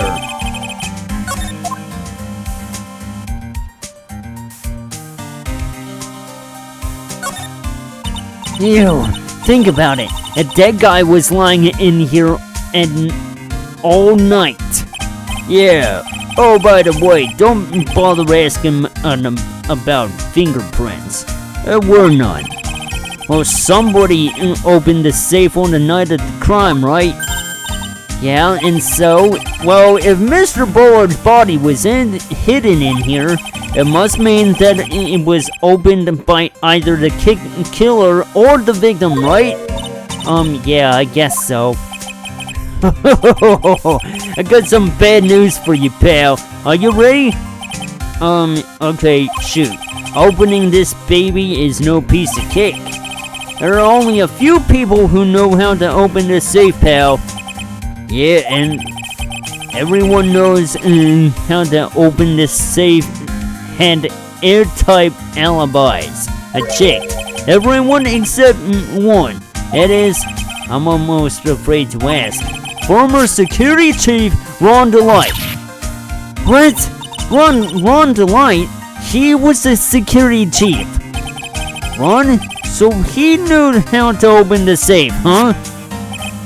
Yeah, sorry for raining on your parade there, pal. Yeah, that's gonna be important, wouldn't you know?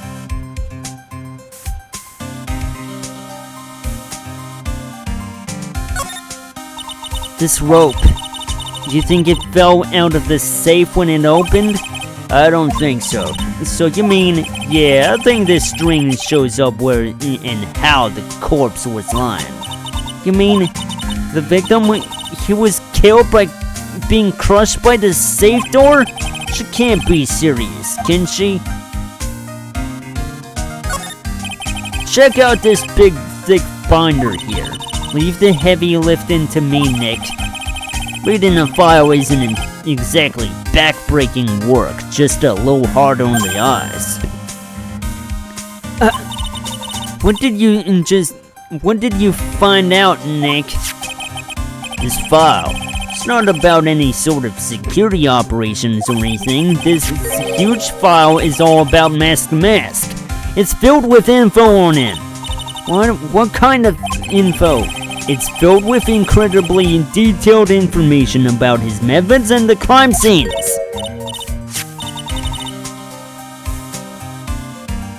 Hey Nick, look at the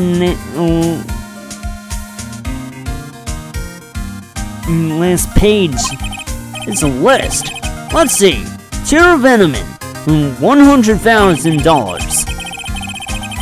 This looks like a list of all the treasures that Master Mask stole. So then, $100,000 is the value of the stolen item. I don't know. That number sounds kinda low to me. I think I better secretly make a copy of this list.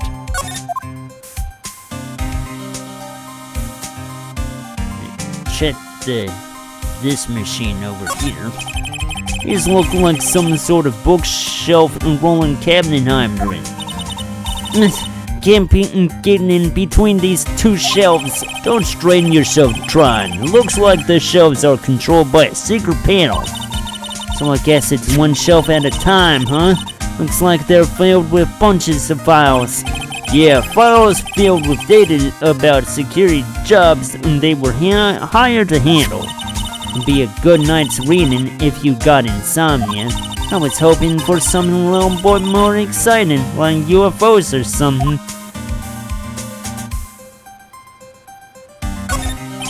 This must be the CEO's desk.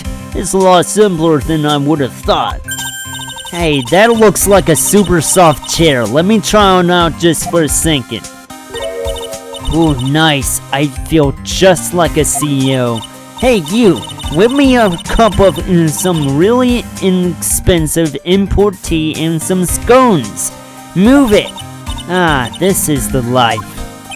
The victim sat in that chair just before he was brutally killed, you know. Eek! And the portrait here. You ain't gonna steal that too, huh? Wow, look at that huge framed photo. Tall mountains rising majestically against a dark and cloudy sky. It's a title written at the bottom of the photo. The greatest sunrise of my life. This is it? This was his best sunrise? Either this guy didn't get out enough or he had really run luck with the weather. Maybe if he had lived a little longer, he would have seen some bitter days. There's no reason to be here anymore, I guess. Well, time to get answering.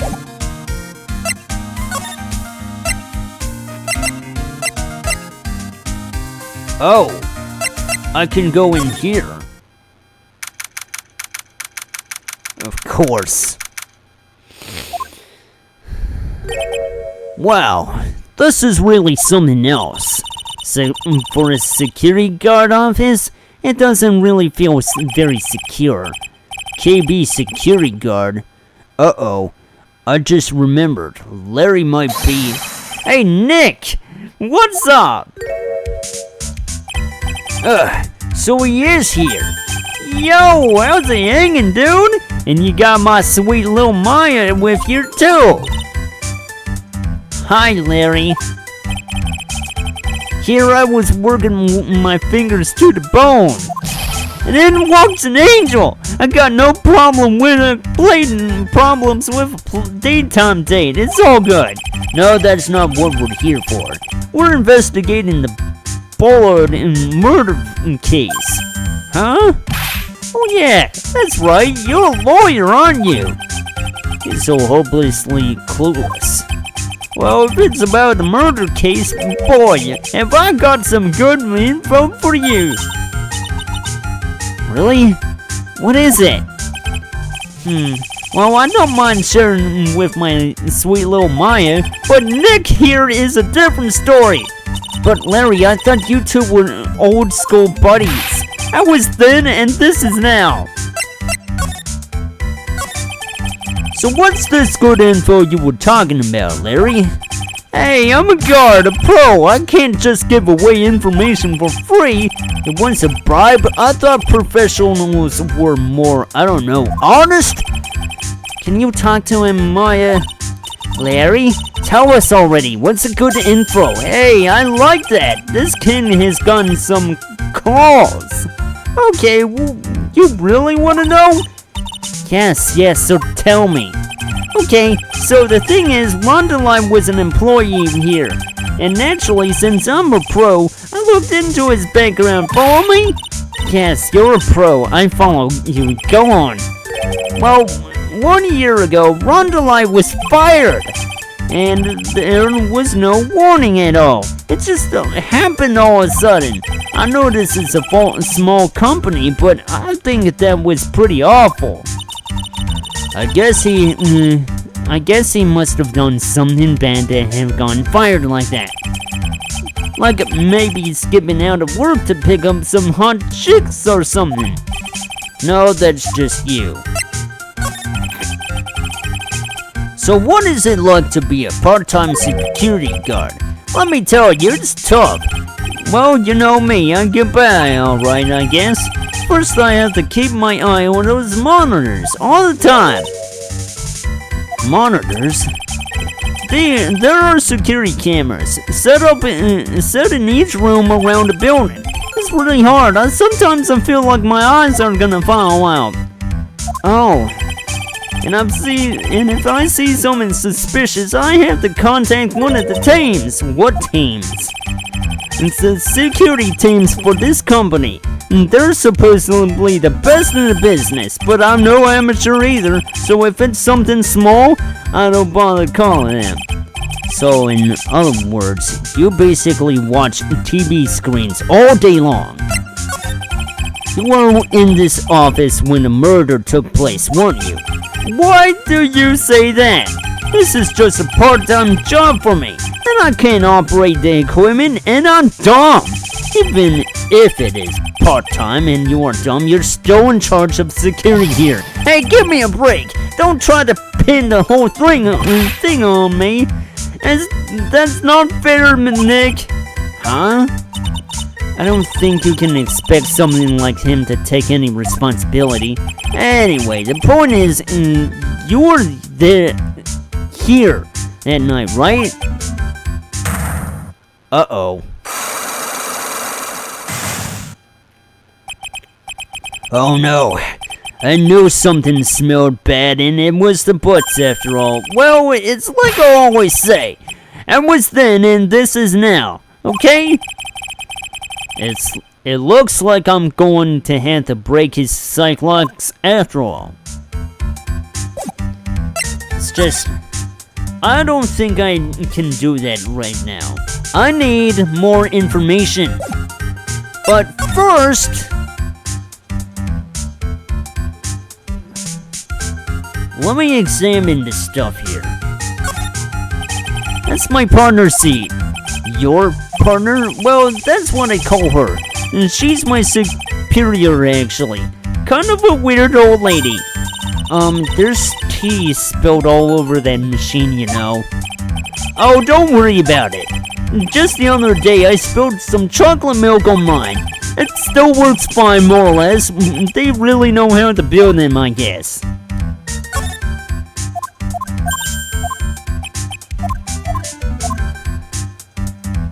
This little thing? Oops. Got it. Those screens in there show what's going on all over the building, everywhere. And it's my job to keep a steady eye on them. All of them. I wouldn't sound so smug and I were you. Can you watch regular TV on these two?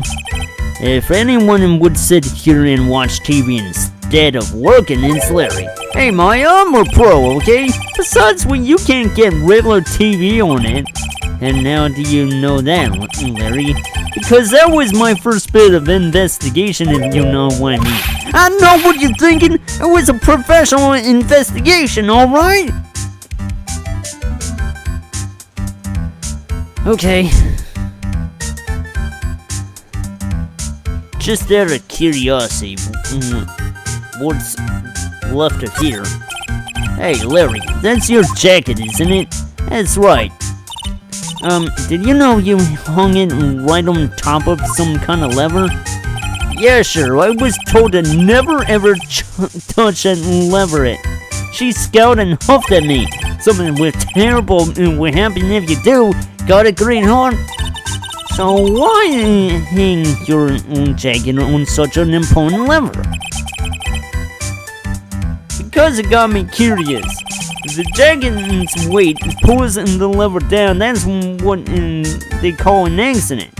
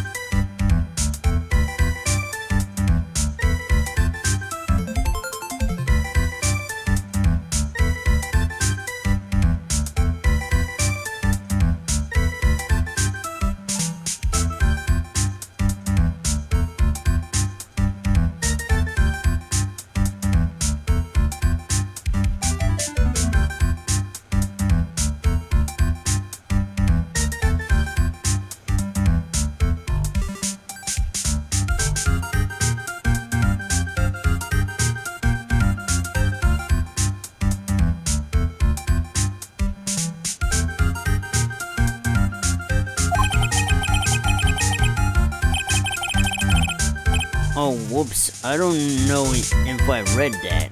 Oops. Doesn't the suspense just kill you? Don't you want to know what will happen? Huh? It's true. It's killing me too. What about you, Nick? Yeah, but for a different reason.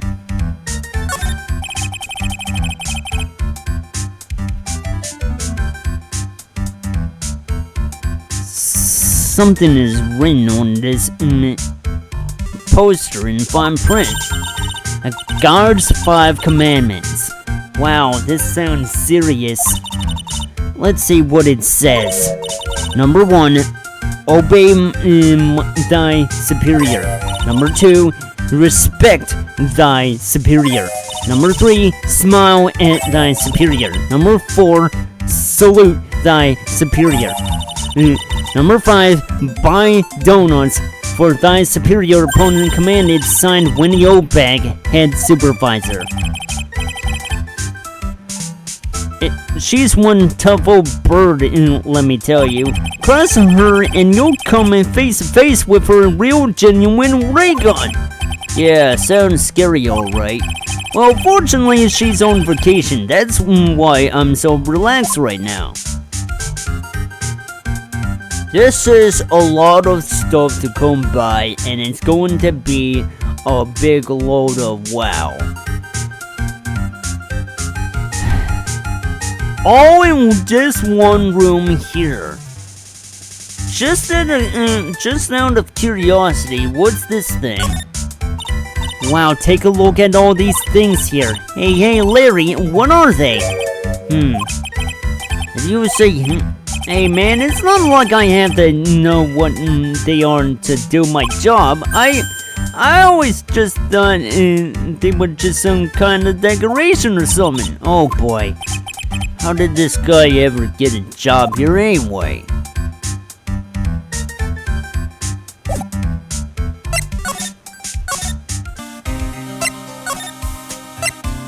I just have to have a hand in this. Everything's going the way it should. Yeah. Where to start first? I figured I might as well get this gone over, and then I'll stop for the day.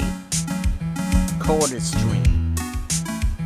I'm already knee-deep in the investigation anyway.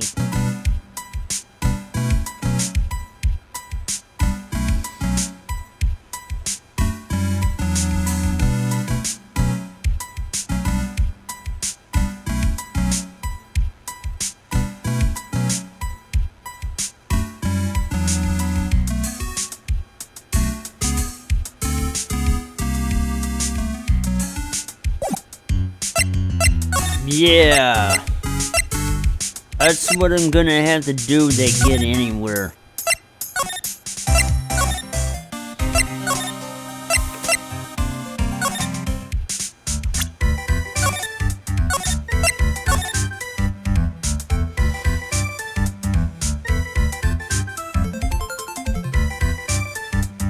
If there's anything you knew, you would know it.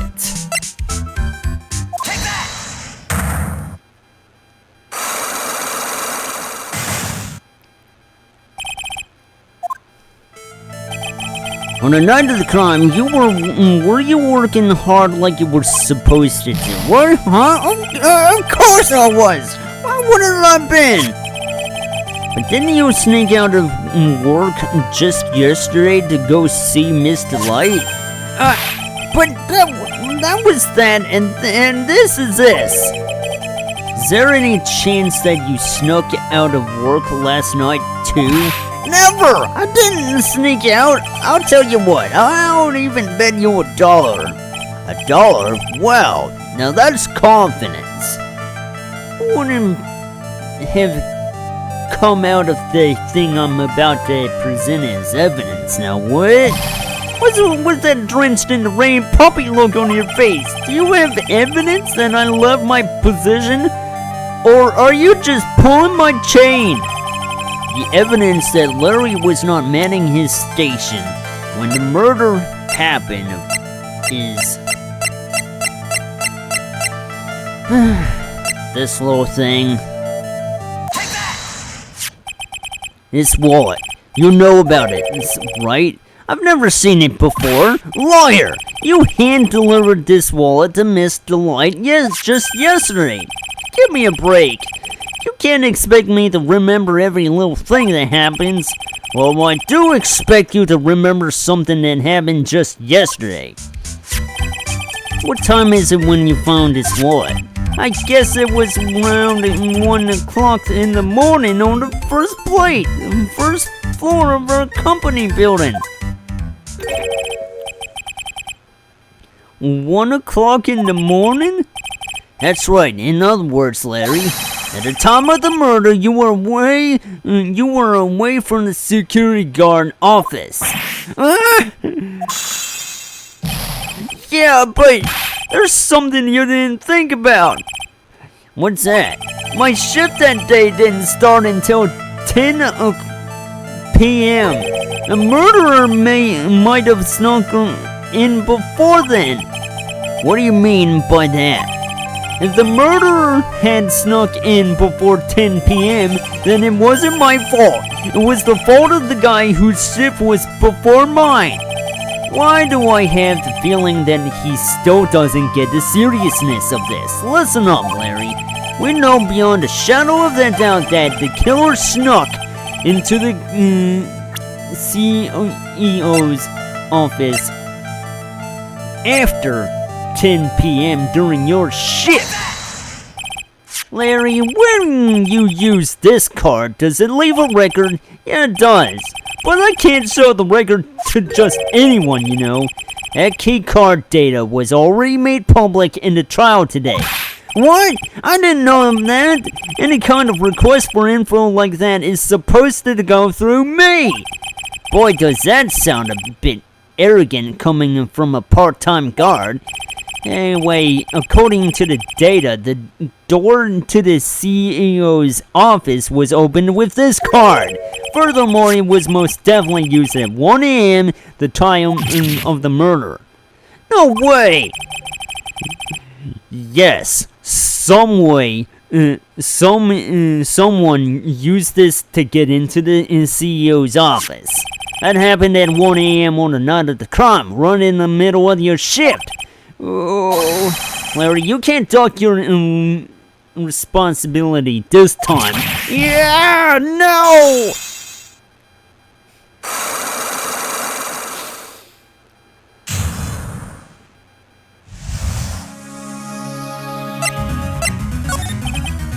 Oh, I knew it. It's all my fault. It's my fault that the boss was killed. My fault. Larry, there was nothing I could do. I have important issues to deal with too, man. What happened that night anyway?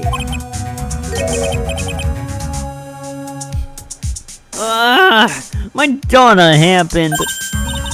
Huh? Your Donna? I got a bad feeling about this. Yeah, my Donna called and said I had to talk to you right away.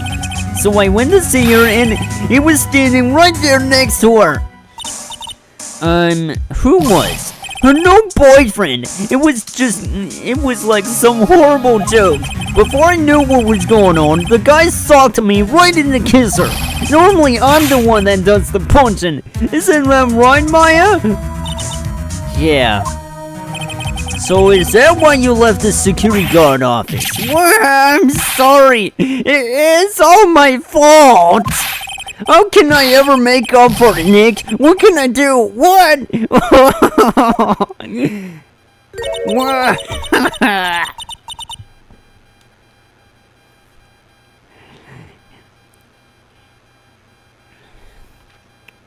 He's curled up on the floor, crying like a baby.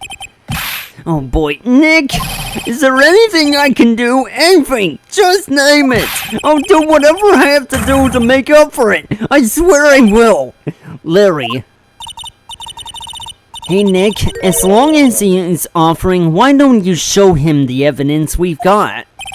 She's right. Maybe we'll get at least one bit of useful information from him. Nick!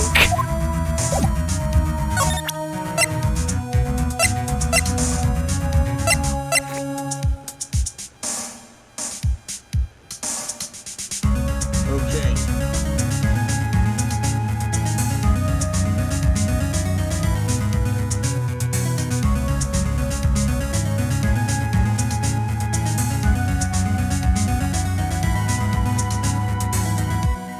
Yeah. The buzzer in the CEO's office is directly connected to this room, right? That's right! Just like how my heart is connected to yours, Maya. Huh? Go ahead, Maya. Press a buzzer in your heart. I promise I'll come running to your rescue like the professional guard I am. Wow, that was pretty good. Thanks, I tried. Do you think you could tell us about the buzzer now? Yes, please, tell us. Okay, I guess so. Prepare to be wowed.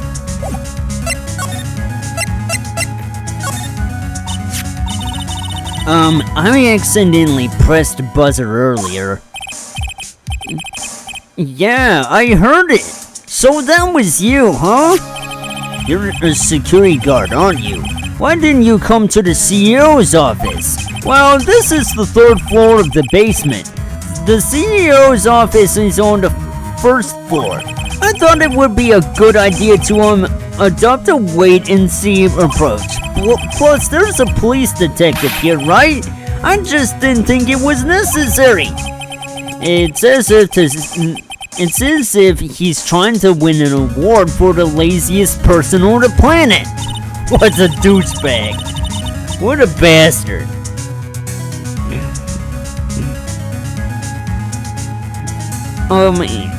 Let's get back to talking about the night of the murder, okay?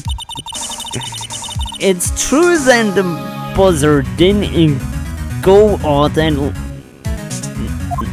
that night. It must be a record, right? You must have had a look at it, right?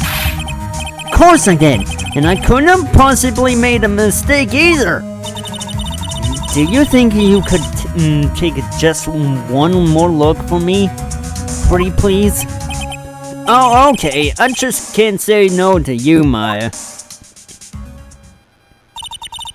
What do you think, Nick? He's probably right. I don't even think Larry could make a mistake like that. Wah! What is it? What's wrong? I made a mistake! Huh? But how? It can't be! It's impossible! Okay, enough already. What about the records?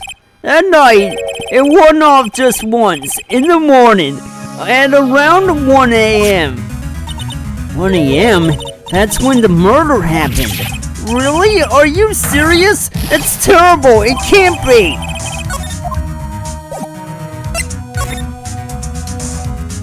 Well, this is gonna look pretty heavy.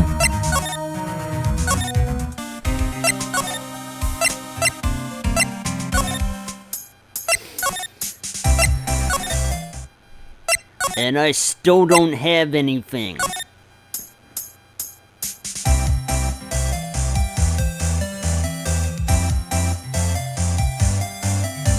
Actually,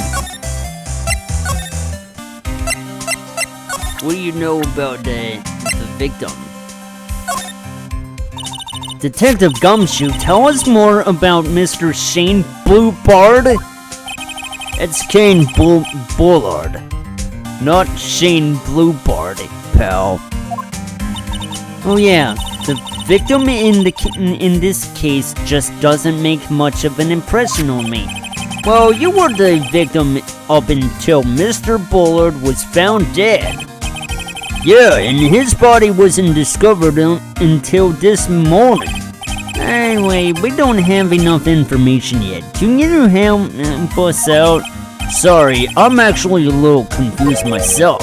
For some reason, I'm just blabbing like an idiot right now. Okay, Nick. Now is our chance to get more info about the victim, so hurry up and ask. Can you tell us more about Mr. Bullard? He was the CEO of KB Security, right? What kind of company is it anyway? Well, the company basically sends security teams out to buildings to guard them. But Mr. Bullard must have had the chance to learn a lot of secrets during this kind of work. Oh, and I don't know how to put this, but the guy was kind of a money grubber. Really? Me too. I just love money. I can't ever get enough. Please stop leaning in towards me like that. You are getting to my wallet. Anyway, it looks like he did some pretty shifty stuff during his millions. Oh, so that's my problem. I need to be shiftier. Let me go already. Apparently it was involved in selling trade secrets between rival companies. Oh, that's pretty dirty and underhanded. Yeah, well, KB Security used to head security operations against Mask. Really? What? Really? Yeah, and after screwing up so many times, the company's reputation really took a nosedive. So it really was Bullard who sent Ron the blackmail letter, huh?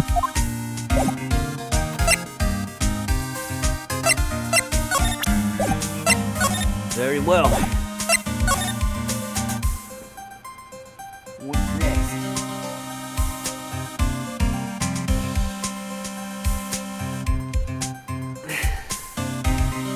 Now that I have just about enough information, let's get on to the thing. Assuming nothing else happens, I don't want another boom.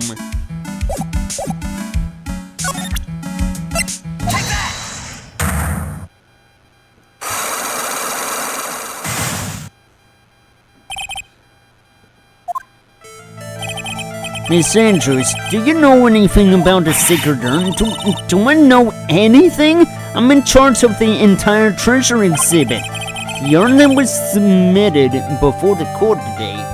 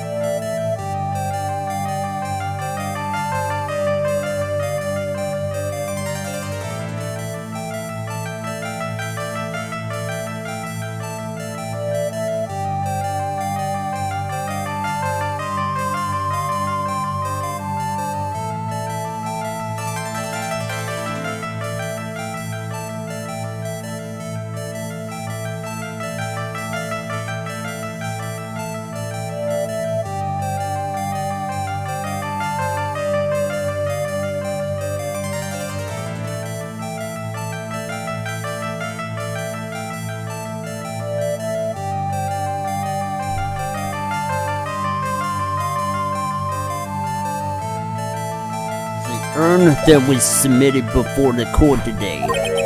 It's obviously not the same urn as before. Well, that's untrue. Maybe it isn't the same. It could be a fake. A fake? You're the one who said it wasn't the same, so that's the most obvious explanation. You have any evidence that the urn was submitted and the trial was genuine?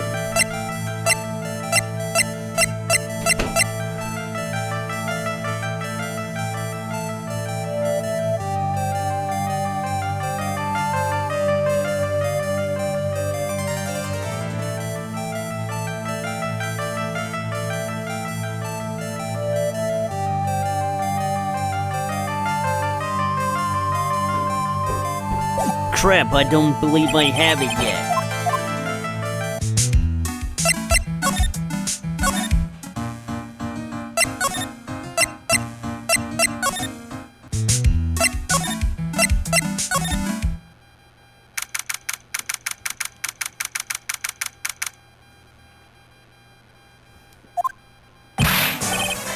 Mr. Wright.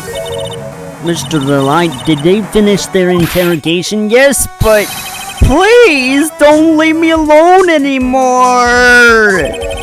Mr. Delight, you lied to us before, didn't you? Well, you see, on the same night the sacred urn was stolen from Lorley Taylor department store, a blackmail letter you got summoned you to KB Security to hand over some money. And then that's where the CEO in Kane Bullard was murdered. But there's only one Ron Delight, am I right? So the only question is, where were you that night? This time I want to hear the whole truth. Your life depends on it. Okay.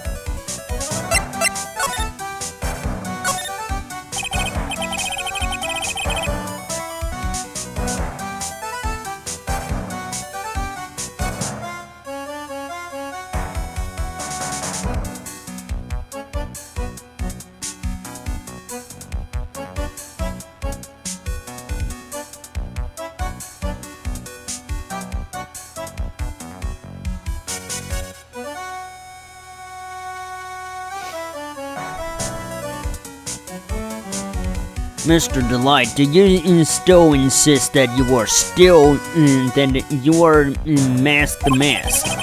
Isn't that what I've been saying since yesterday? That was a quick response. Tell me about it. To be honest, it's starting to get irritating. But listen, Mr. Delight, at the trial today, we learned the true identity of the thief, didn't we?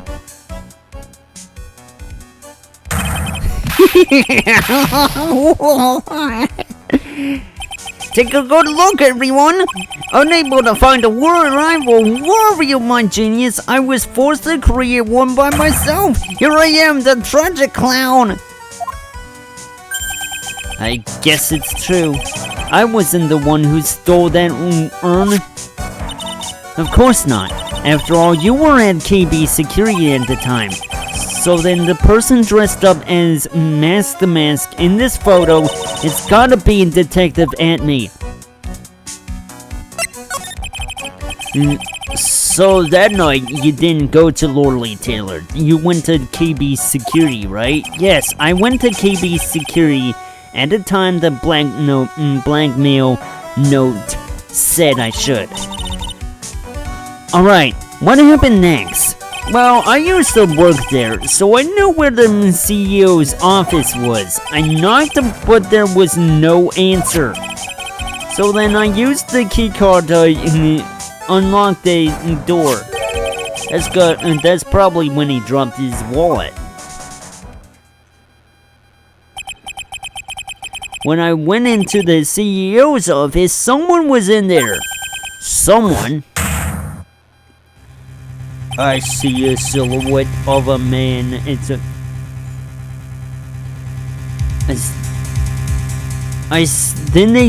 Then suddenly they bashed me over the head. Bam! Was it Kane Bullard that hit you? I don't know. The person ran away while I was still stunned. When I came to my senses, the sight I saw left me speechless. The dead body of the CEO was right there in front of me. I thought I'd die myself. Anyway, I thought I should do something with the body. So that's why you put it in the safe. Yes, that's right. I used to be the chief of one of the security teams, so I knew how to open it. Okay, and what did you do after that? Well, I got out of there for starters. I was the one who set up the security cameras in that building. So I know how to avoid being spotted by them. Nick? All of a sudden, Mr. Delight kinda sounds like the murderer to me. Please don't say that. Mr. Delight, is it true that 1 year ago you were forced to quit KB Security? Oh, how many you... I'm begging you, please don't tell Desi, please!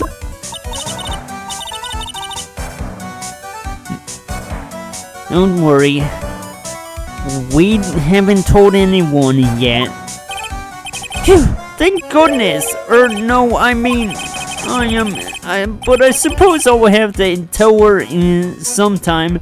She'll find out.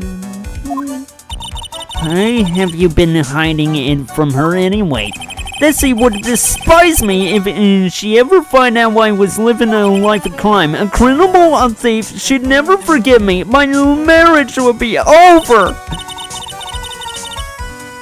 Knowing that, why didn't you become a thief in the first place? Because Bessie spends money like it's water, and there's no job in the world that could bring enough money, except being a thief. At least that's what I thought anyway. So he became Master Mask for Desiree, huh?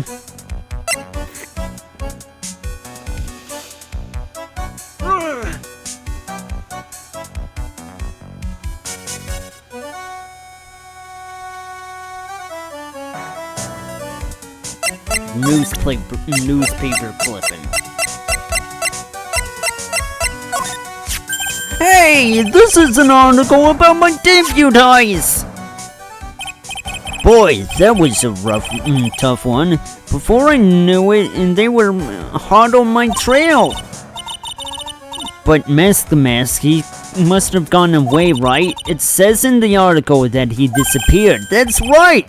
I got a sudden burst of inspiration. I hid my Master Mask costume in a nearby plastic bucket. Then I quickly changed in my security guard uniform. Pretty clever, huh? Wow, awesome. Hey, hold the phone. The guard in this photo. Is this you, Mr. Delight? That's right. Nice trick if I do say so myself. Nice and easy to figure out. Even pros could see through that in a heartbeat. But as you might expect, Detective Atme found a disguise. He truly deserves the title of Ace Detective. Detective Atme found a mask disguise. That is interesting. Yes, and I heard that he brought it home with him. So that's it. So that's when Emmy got his hands on this. Thanks to that, I got the chance to remake my costume. That must have been really time-consuming, huh? Yes, it took quite a while to complete. Anyway, a few days after that, I received the first of the blackmail letters. Blackmail letters? You got them starting when? Tell me more, now. Hey, calm down. Don't get me so worked up. Things are getting the plot thickens. This blackmail letter. Is this the first one you got? No, of course not. But this is the first one that ever called me out to a specific location. So when did you start receiving blackmail letters after this incident? Yes, just a few days after the Terror Lemon heist. That first letter, it said, I know you did it. So someone found out about your true identity, just like that. Oh, it's not easy being a master thief, you know. I've got proof that it was you, so give up. It went on to say, so in the end, I had to give up the treasure I went through all that trouble to steal. Is that right? Hey, hang on a second. What do you mean you had to give it up? Oh, don't worry.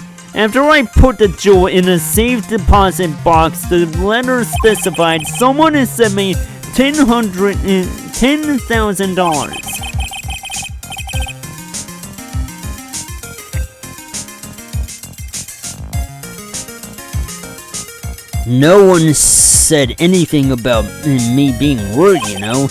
After that, I started getting the plans in the mail. Plans?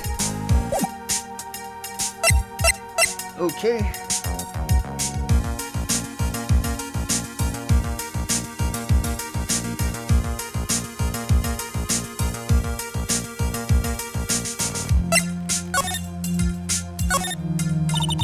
What are these plans talking about? They were instructions on how to steal a crown or painting or some other rare treasure. They showed security blind spots, escape routes, and even suggested training methods.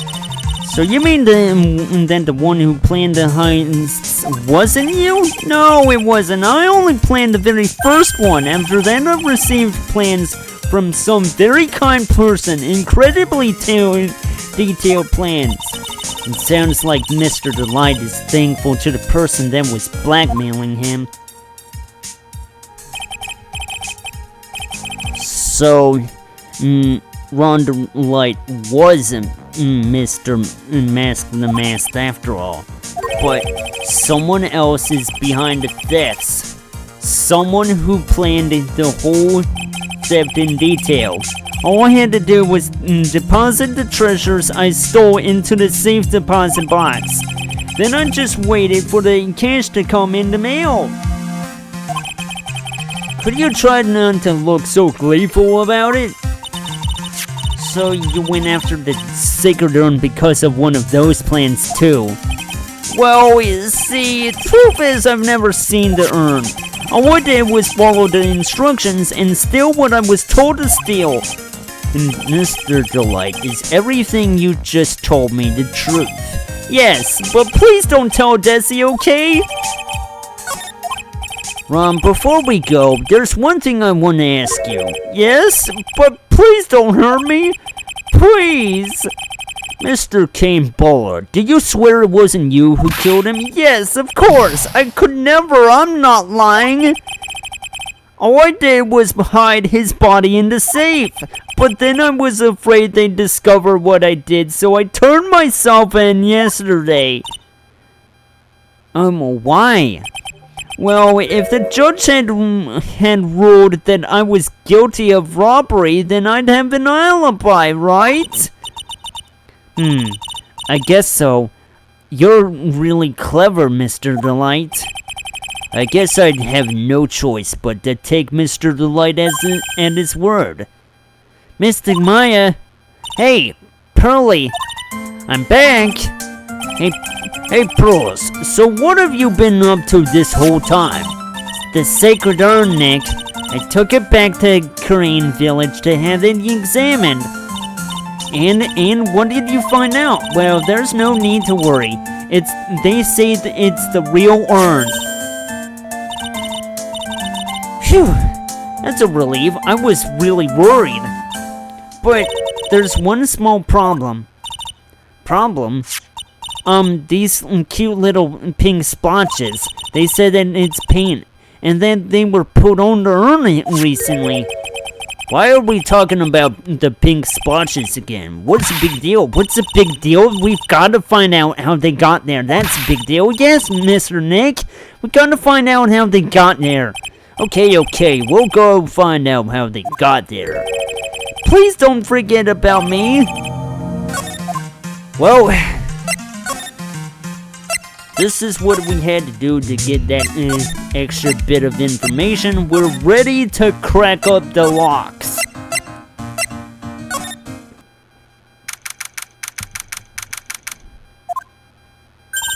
Oh, Pearl, how nice to see you. Hello there. I haven't seen you around lately. What have you been up to? Well, actually, I was having this urn examined. Oh, I see. Maybe if we take another good look at this urn, we can figure out what the mystery of what actually happened here. Nick, let's take a look around one more time.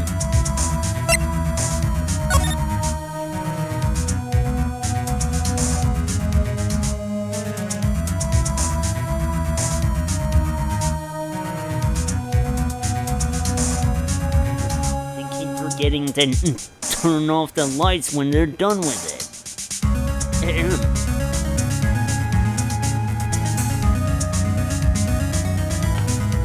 Let's get back to business.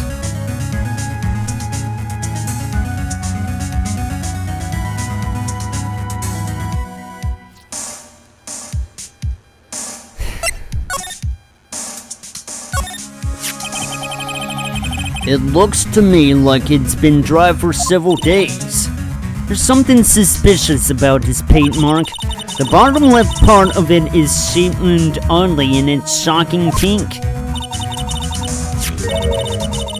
Is this the same color as the paint splotches on the urn? So then the question is, what's the cause of the odd shape? Let's look around here carefully, Mr. Nick.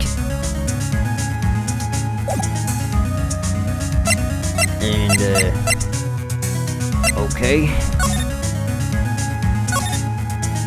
And the box? This box. There's something about it that's bothering me. It's the box the sacred urn was in. It looks like there's some pink paint on it too. And it's definitely the same color as the stuff on the urn. I think I know how the paint got on it somehow. Alright, let's investigate it again, Nick. Yeesh, you think it would have been on in the first place?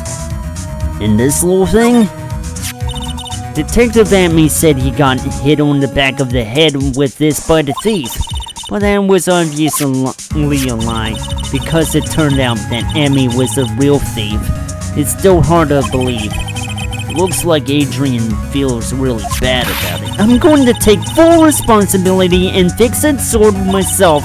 I know I don't look it, but I have complete confidence that I can fix it right up. I promise I'll fix it up so you never know it was been in the first place. Please be gentle with it. Okay. Is this enough? Can I do this?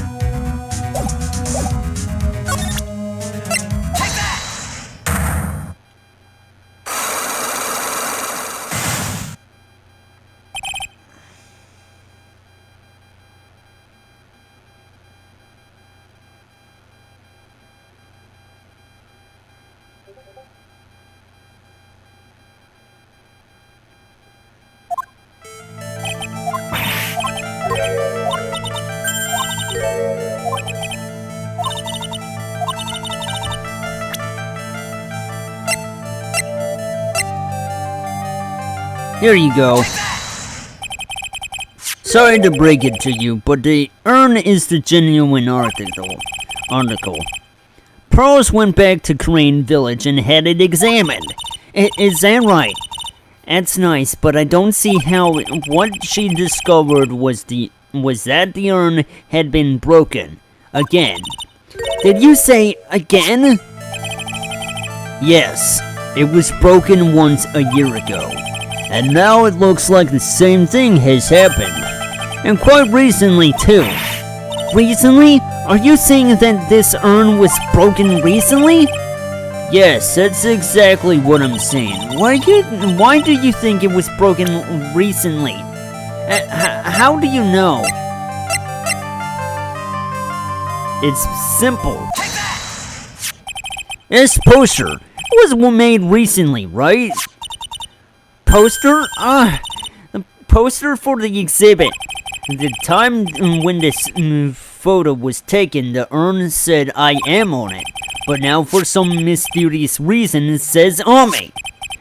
When the urn was fixed, the letters were transposed. I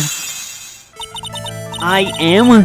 What does that even mean? I don't know anything about that.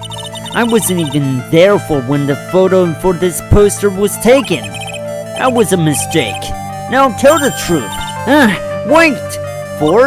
Even if the urn was broken, I had nothing to do with it. Huh?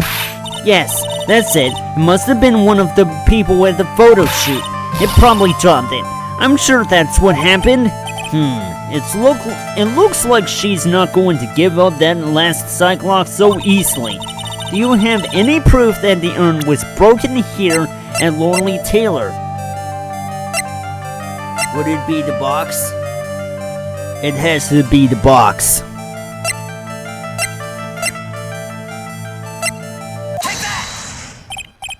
Well, Miss Andrews? What is this supposed to mean? This urn has these pretty little pink paint splotches on it. And then there's some on the box and the urn was stored in, too. No matter how you look at it, the paint seems to be exactly the same, wouldn't you say? So what does that prove? That the urn was dropped along with the box. That's when they both got paint on it. Are you with me so far? Yes. The rest of the story is obvious. This box was dropped right here in Lordly Taylor's basement warehouse.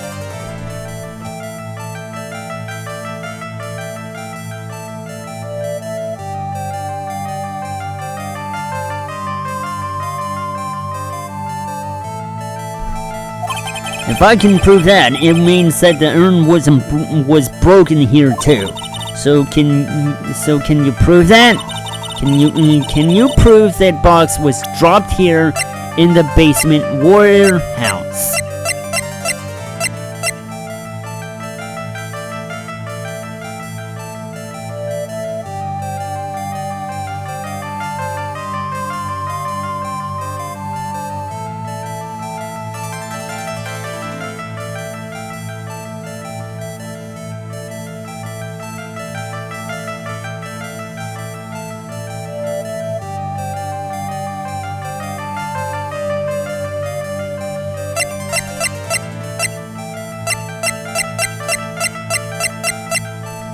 Wait a minute here.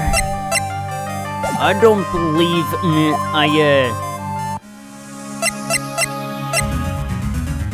examined that last thing, didn't I?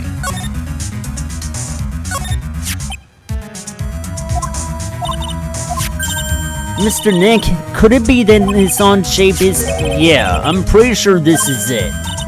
That's the box this sacred urn was in. If you look here, there's a little bit of paint on the box as well. Wow, you're right. Look, it matches. What is it, Mr. Nick? This is already turning exactly as I thought it would. I think it's all starting to become clear. We're that much closer to solving the mystery of what happened to the urn.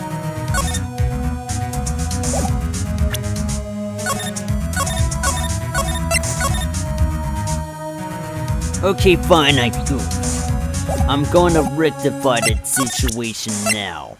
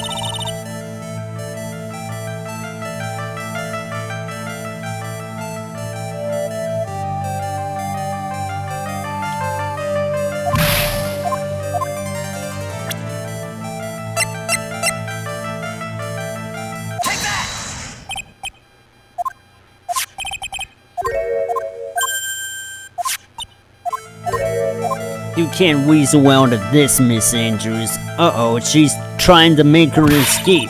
But you can get pink paint anywhere. Well, there's none in my office, that's for sure. Well, there is in my room. Liar. Anyway, the paint on the urn and the paint on the floor. There's no proof that it's the same paint. Come on, this is getting ridiculous. The proof painting the paint on the urn to the floor is to the paint on the floor is the box. His box. The urn was stored in this, right? Yes, that's right. Well, there's pink paint in this box as well. I think you already know where I'm going with this, don't you? Yes, more or less. The paint on the floor has an odd shape imprinted on it, doesn't it? Yes. If you put this box into the impression in the paint, you can see it fits perfectly. Which means this box was dropped right over there. And that is when the urn was broken. Your name does you justice, Mr. Wright.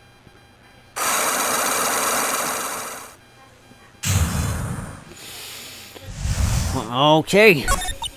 I'm so sorry. I was the one who broke the urn. Boy, does this make me feel like some sort of evil school teacher. I'm a terrible person. Not only did I break it, but I tried to hide what I did. Well, that's not so hard to understand it. Is it, Pearly?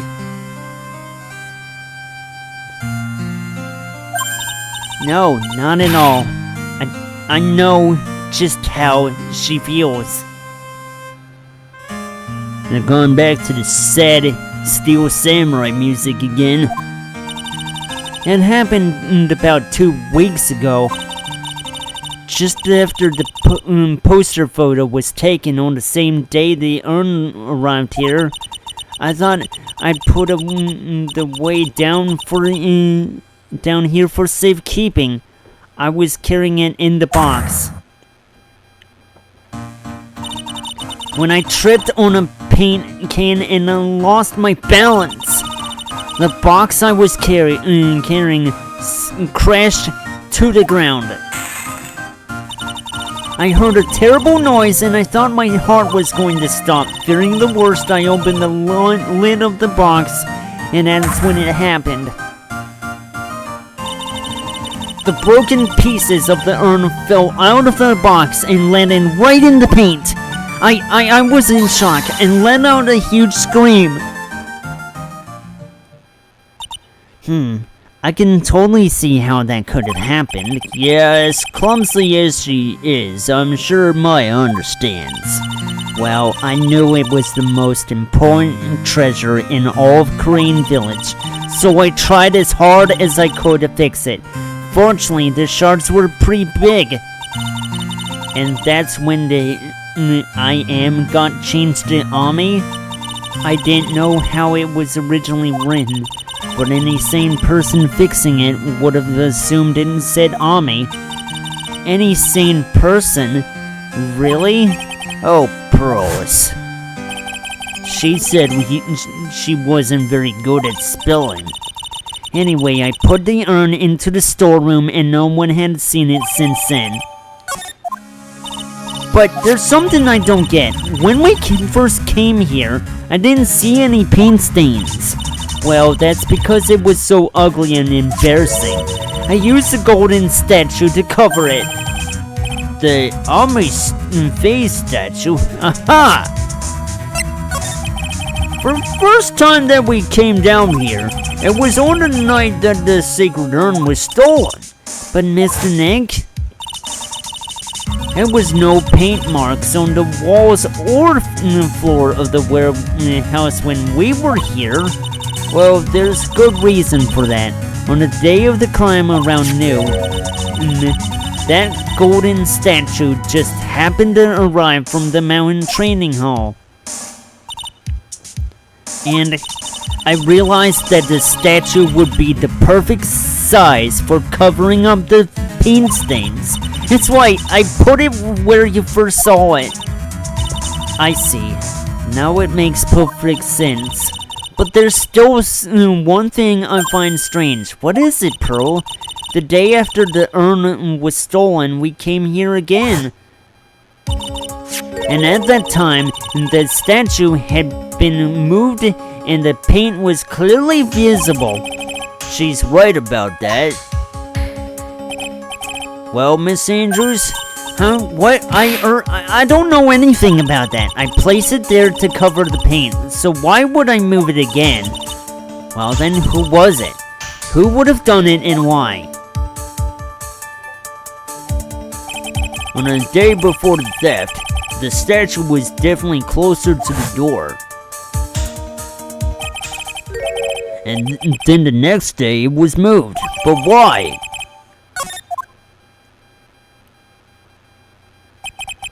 It looks like there's some connection between the sacred urn and the murder case. What? Why do you think so, Nick?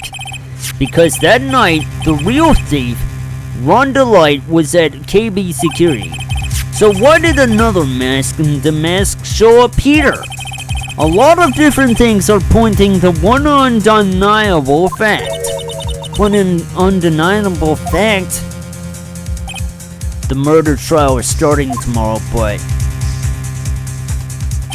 it looks like that thief is going to be making another appearance.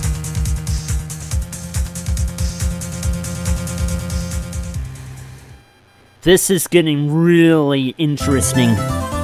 Interesting in ways that I couldn't possibly imagine.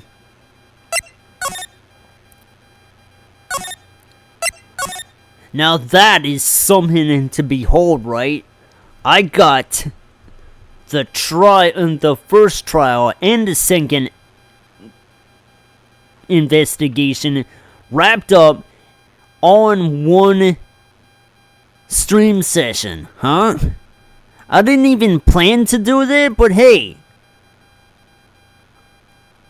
it's something to make up for my little problem yesterday, yeah? Besides, it's what I like to call padding for reasons, and I'm not gonna get into detail. So let's just drop the act and get on with the raid. I have here a person who I want to raid who is doing a grab bag stuff on one system, and that's what I'm gonna do.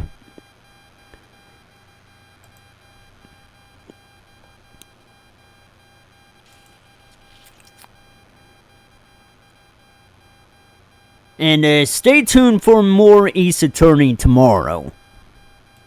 I've been Iron Eddie, and I'll see you tomorrow, compadres. Bye-bye.